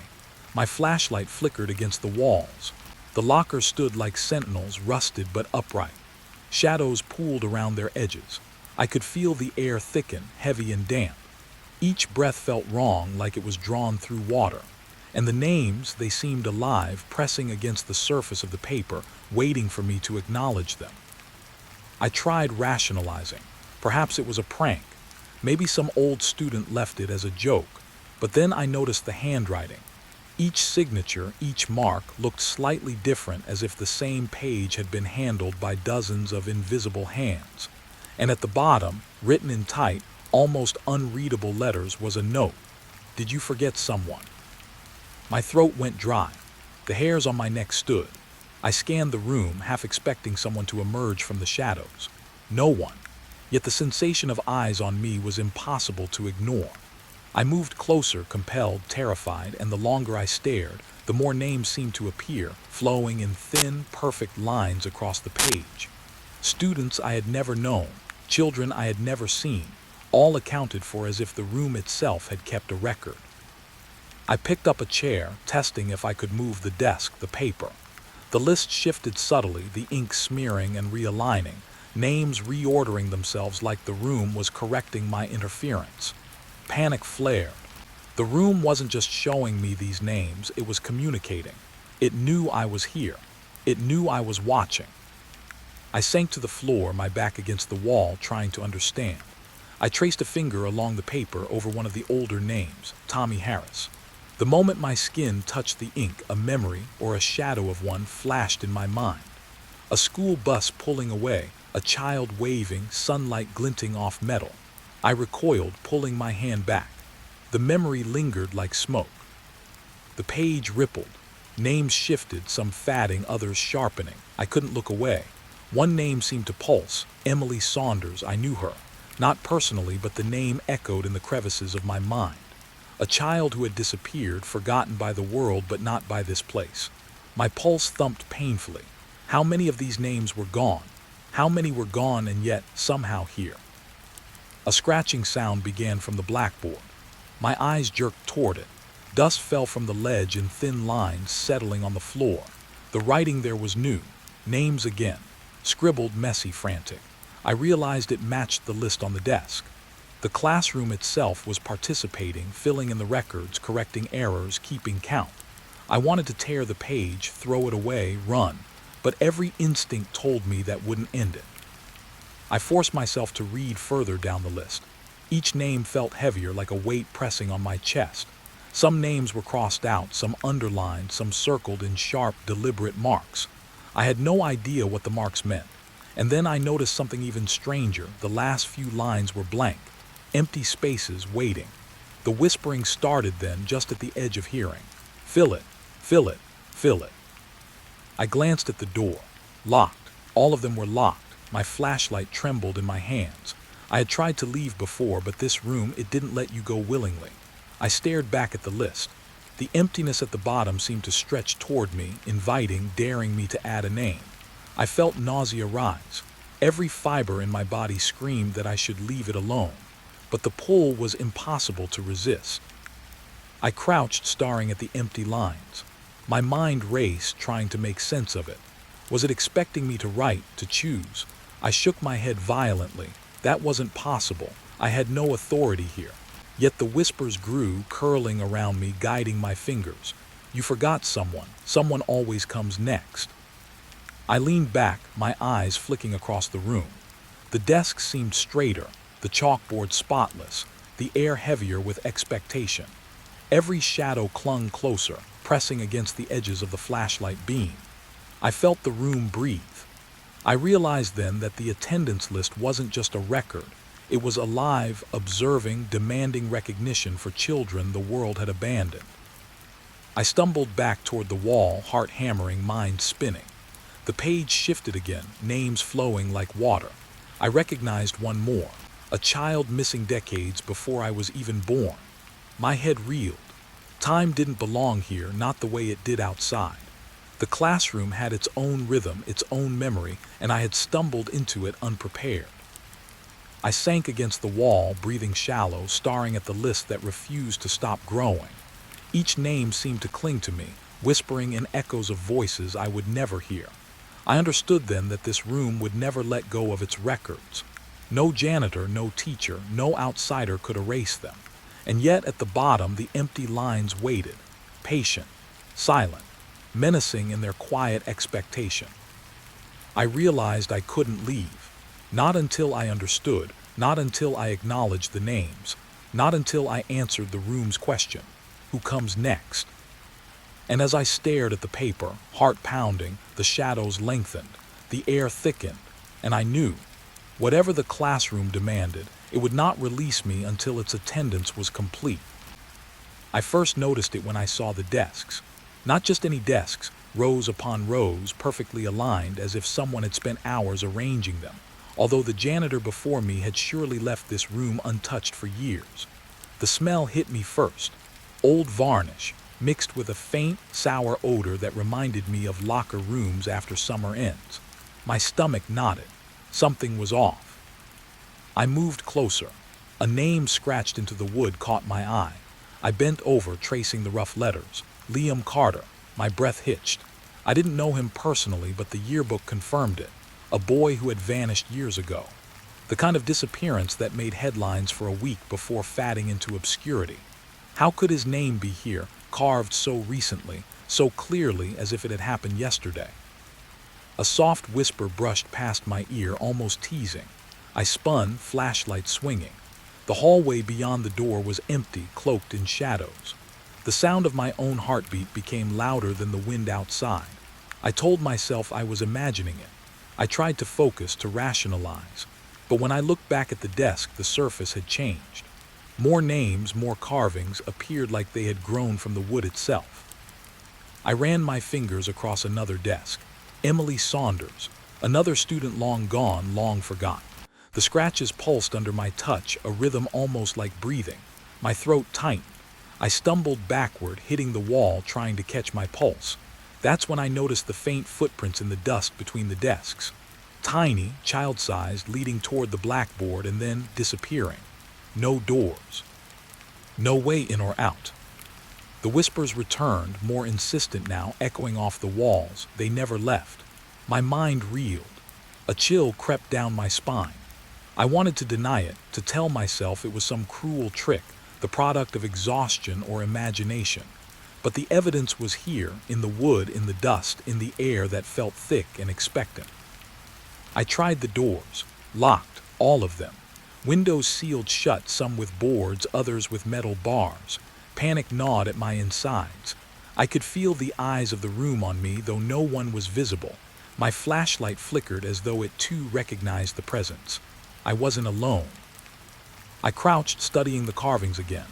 They weren't just names. They were messages, warnings, fragments of stories left by children who had been trapped here long before me. Don't forget us. We wait. No exit. Each message made the air heavier, suffocating, and I could swear the shadows shifted, gathering around the desks, pressing closer. I touched a desk at the back. A sudden flash of memory hit me. Classroom lights flickering, children raising their hands, a teacher's voice calling roll. Then darkness, silence, a final bell that never rang. The memory wasn't mine, but it felt familiar. I stumbled back, heart hammering, as the whispers grew into a chorus, fragments of names and pleas layered over one another. Something brushed past my shoulder. I whirled. Nothing. The flashlight illuminated the aisle, but the room had changed subtly. One desk was no longer where it had been. A chair tilted as if someone had just stood. My stomach lurched. I wasn't imagining it. They were here. They had always been here. I fell to my knees, tracing another name, David King. I had read about him, a boy who never returned from detention, supposedly transferred elsewhere. The scratches on the desk told a different story. He had been here, trapped in the same cycle I was beginning to understand, trapped by the room itself. The air grew colder. A faint tapping began on the blackboard. Tap, tap, tap. Each beat seemed synchronized with my racing heartbeat. I forced myself to look, and the chalk had moved, forming words, "We are here, forever." My pulse surged. The room was alive with memory, with presence. The desks, the dust, the scratches, all of it a record, a prison. I tried to rationalize. Perhaps it was a projection, a hallucination from exhaustion. But as I moved, the room responded. Footsteps in the dust, subtle shifts of chairs, whispers that followed my every motion. The attendance list from before seemed trivial compared to this. These were not names for record. They were names trapped, unwilling, unable to leave. And now I knew the truth. I was not cleaning the school. I was entering it. I backed toward the door, desperate. The whispers escalated, a rising tide of sound that wrapped around me, pulling me into the center of the room. I reached the handle, locked. The metal was ice cold against my palm. The shadows at the edges of the flashlight beam seemed to lean in, curious, patient, judging. I realized then that this room had a rhythm, a memory, a hunger for recognition. I forced my eyes back to the desks. More names had appeared. Jasmine Lee, Carlos Munoz, children who should have grown into adults. Some names were fresh, as if carved this very night. I swallowed hard, trying to hold on to reason, to convince myself it was a hallucination. But my hand brushed the wood, and I felt the pulse beneath my fingertips. The wood seemed to throb, alive with their presence. A sudden clarity hit me. These children weren't gone, not really. They had never left. And the room wasn't just recording their names. It was holding them, feeding on their absence, preserving it. Every detention, every punishment, every forgotten child trapped in a cycle no one else could see. I sank against the wall, my back sliding down to the floor. The air seemed to thicken with expectation. The room waited, the shadows waited, and then I noticed the bottom row of desks, the smallest, nearest the blackboard, empty. No names, but I knew what it meant. They waited for the next person to enter, to acknowledge, to remember. I stared at the empty desks, my mind racing, heart hammering, knowing the choice I would soon face. The room had records to complete. attendance that could never end. And the question whispered in my ear, chilling and inevitable, will you join us or be forgotten? The shadows stretched longer. The whispers layered into a single, persistent voice. I had no answers, no escape, only the knowledge that some students, some souls, had never been allowed to leave, and perhaps I would not be allowed either. I didn't move. I couldn't. The room waited, patient and unyielding, and the desks held their secrets, their prisoners, their endless detentions. And somewhere deep in the back of my mind, I realized that leaving was no longer an option. The school wasn't abandoned, not really, and I was no longer alone. The moment I stepped into the evidence room, the air changed. It wasn't just cold, it was the kind of cold that presses against your chest and makes you aware of every heartbeat. I flicked the light switch. Nothing. The bulbs had been dead for weeks, maybe months. I cursed under my breath and tapped the switch again, harder this time. Then I noticed it, a faint shift of shadow near the far wall where the shelves were stacked with boxes labeled in neat, fatting handwriting. I froze. It had to be nothing. Rats, maybe. The building was old, mostly abandoned, and I was the only soul here tonight. My footsteps echoed against the concrete floor, hollow and uneven, and still that movement repeated. A subtle swish, almost like cloth brushing against something or someone. I tightened my grip on the flashlight, pointing the beam toward the sound. The light trembled as I moved, sweeping across stacks of evidence, folders, boxes, a few old guns in glass cases. All of it was supposed to be locked, sealed, forgotten. Then I heard it, not a sound I could place at first, a whisper maybe, or the scrape of something sliding along metal. I told myself I was imagining it. Security jobs mess with your mind, the hours alone stretch reality until it folds. But my instincts screamed at me, clawing at the back of my skull. I moved forward, careful, deliberate, trying not to stumble. Each step felt heavier, the darkness thickening around me. The boxes weren't in the same order. One that had been stacked near the wall now sat closer to the aisle, tilted as if someone or something had nudged it. My pulse spiked. I crouched, running a hand over the dusty surface. The fingerprints weren't mine. Fresh, wet enough to shine faintly in the flashlight's beam. I swallowed hard, my throat dry, and whispered, "It can't be." A shuffle from the far corner. Not quick, not frantic, but deliberate. I spun, and the beam caught a glimpse of movement, shadow within shadow, slipping behind a shelf. My mind raced, trying to make sense. Nobody was supposed to be here. I was the only one. And yet there it was, something aware, patient, watching. I reached for my radio, but it was dead. Batteries drained. Figures like this didn't appear on camera either. I checked the monitors earlier. Empty hallways, frozen in grainy black and white. But the feeling in the room said otherwise.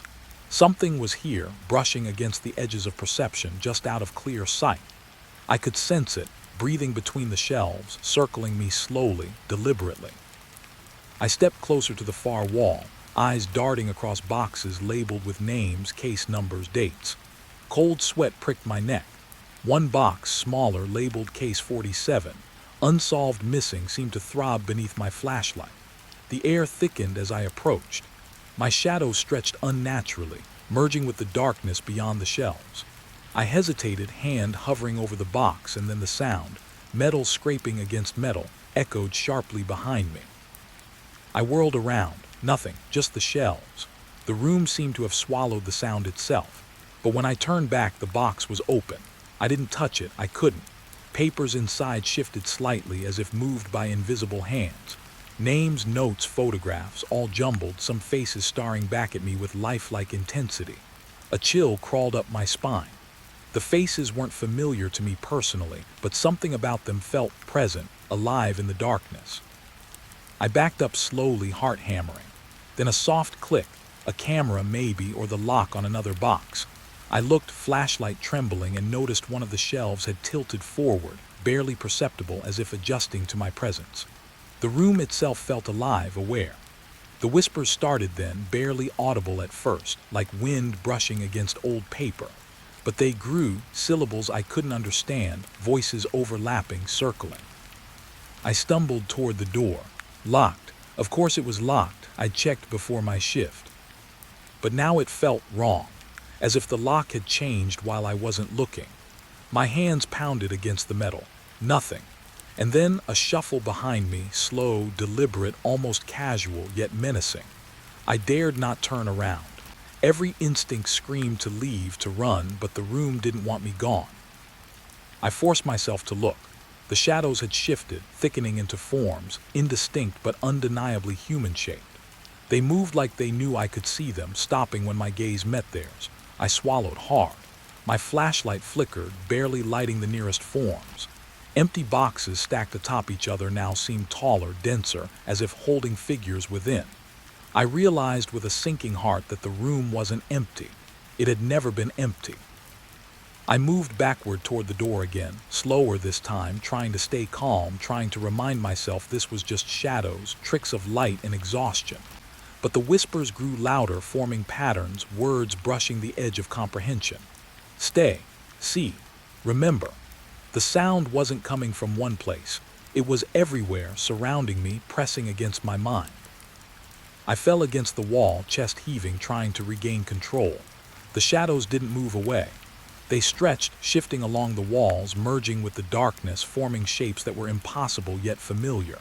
I realized, terrified, that some of the figures were moving like they had purpose, gesturing, waiting, watching. And the names on the boxes, some had faded, some were new, fresh, like the room was still collecting them, still keeping tally.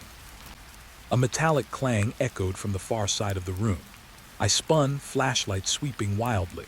Nothing tangible, but my eyes caught a faint movement, a box sliding across the floor on its own toward the center of the aisle. I held my breath, stepping closer, and realized it wasn't sliding. It was floating, pushed slowly, inexorably, as if guided by unseen hands. I stumbled backward, knocking over a chair. The shadows recoiled slightly, like a ripple of awareness, then resumed their silent watch. I sank to the floor, breathing hard, trying to process what I was seeing. Every instinct screamed that the room wanted me here, that it had been waiting, maybe for years, for someone to witness, to acknowledge its presence. And in that realization came another. The movement, the whispers, the shifting boxes. It wasn't random. It was deliberate. The room was alive, and I was part of it now. The whispers converged into a single phrase, faint but clear. You hear us. You see us. You remember. My pulse raced. I tried to speak, to respond, but my voice caught in my throat. The shadows leaned closer, stretching toward me without moving, pressing the air into my lungs like weight. I understood suddenly that some of what I'd feared were echoes of those who had been left here before me, those who had vanished into the walls, the shelves, the forgotten boxes. The door rattled, my heart leapt. I scrambled to it, throwing my weight against it. Metal groaned. Just as my hand reached the handle, the whispers crescendoed, a chorus of voices overlapping, each distinct, each pleading. Don't leave, stay, remember.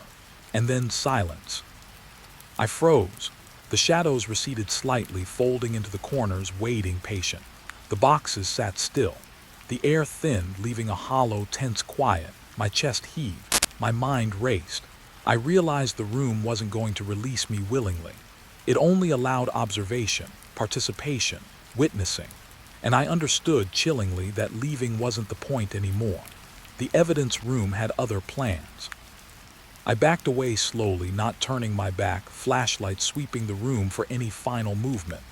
Nothing stirred, but the feeling remained. Something alive, conscious, patient, and insistent. A presence that had been waiting for someone to notice. And now it had me. I don't know how long I sat there, trembling, listening to the echo of my own breathing, waiting for the shadows to strike or recede. But one thing was certain. The room had chosen me as witness, chosen me to remember what it contained. And somewhere deep in the silence, I realized the truth I couldn't ignore. This place didn't just store evidence. It stored them. And they were never meant to leave. The lights flickered once weakly, then went out completely. Darkness pressed against me from every side, and the whispers returned, faint, patient, and insistent. You hear us. You see us. You remember. And I did. I remembered everything the room wanted me to. And I knew in the pit of my stomach that the room would wait. Always. The desk was coated in dust, the kind that made every movement feel like a betrayal to time itself. I traced my fingers across the surface, half expecting to find cobwebs, half expecting nothing at all. And then I did something that shouldn't have been there. A folder tucked beneath the old file labeled Closed Cases 1997-2003, thinner than the rest, almost imperceptible. I pulled it out carefully, my pulse quickening. The label read nothing. Just a blank cream-colored tab. I opened it, and the first thing I noticed was how clean it was. Too clean. No fingerprints, no dust, no signs of age. Inside, a single document, crisp, typed, titled in bold letters. Case 482, Department Closed, Internal Review. My stomach twisted. I'd been in this department long enough to know that files didn't just disappear, and they certainly didn't reappear with no warning. The contents were worse than I imagined. Names, dates, evidence logs, and at the bottom, a note in handwriting that wasn't any officer I recognized. Do not investigate. Do not disclose. Never speak of this. My hands shook as I reread it. How had this been hidden all these years? I thought I knew the building, every corner, every filing cabinet. And yet here it was, like a ghost file waiting for someone foolish enough to notice. A soft thud came from the hallway outside my office. My head snapped up. Nobody should be here. I was alone, the night shift, the last one in the building. The sound could have been anything. A maintenance cart, a rat. But it sounded deliberate, measured. My flashlight and desk lamp illuminated the edges of the room, but the hallway beyond was black, swallowing every detail. I swallowed hard and returned to the folder, forcing myself to focus. The names in the file chilled me. Officers I knew, some retired, some dead, involved in a case no one was supposed to remember. Victims listed with dates of disappearance carefully erased in the official record. But here, the truth was meticulous, unflinching. Photographs had been removed. Notes redacted, but not fully. Faint traces of ink suggested someone had tried to remove everything, yet some stains, some impressions remained. I could feel the history of the departments lie pressing against the paper. Then I saw it, a single photograph tucked in the corner, edges yellowed. A man in a uniform, smiling, his eyes too bright, holding a folder, probably the very one I held. The scariest part wasn't the man, it was the background. The office behind him looked identical to mine. Same furniture, same dim lamps, same dust patterns. My pulse quickened. How was that possible? Time didn't repeat itself like that. And yet here it was, a snapshot of me, or a version of me I hadn't met yet. I dropped the photograph onto the folder. My hands ran through my hair, the fluorescent light overhead flickering, casting long, dancing shadows. Another sound from the hallway, closer this time. Footsteps, slow, deliberate, almost casual, yet entirely deliberate. My stomach turned. I wasn't supposed to be investigating this. Not really. Not for the past, not for secrets the department had buried for decades. I flipped through more pages. Witness statements with names crossed out, evidence logs that skipped dates, notes mentioning threats, bribes, silences enforced through fear. Each entry made the room feel smaller, tighter. The air thickened, pressing against my lungs. I tried to breathe slowly, telling myself to focus, to be rational. But rationality felt like a lie here, in a place that had so carefully hidden its truth. I noticed a corner of the folder sticking out, another document folded oddly. It wasn't typed.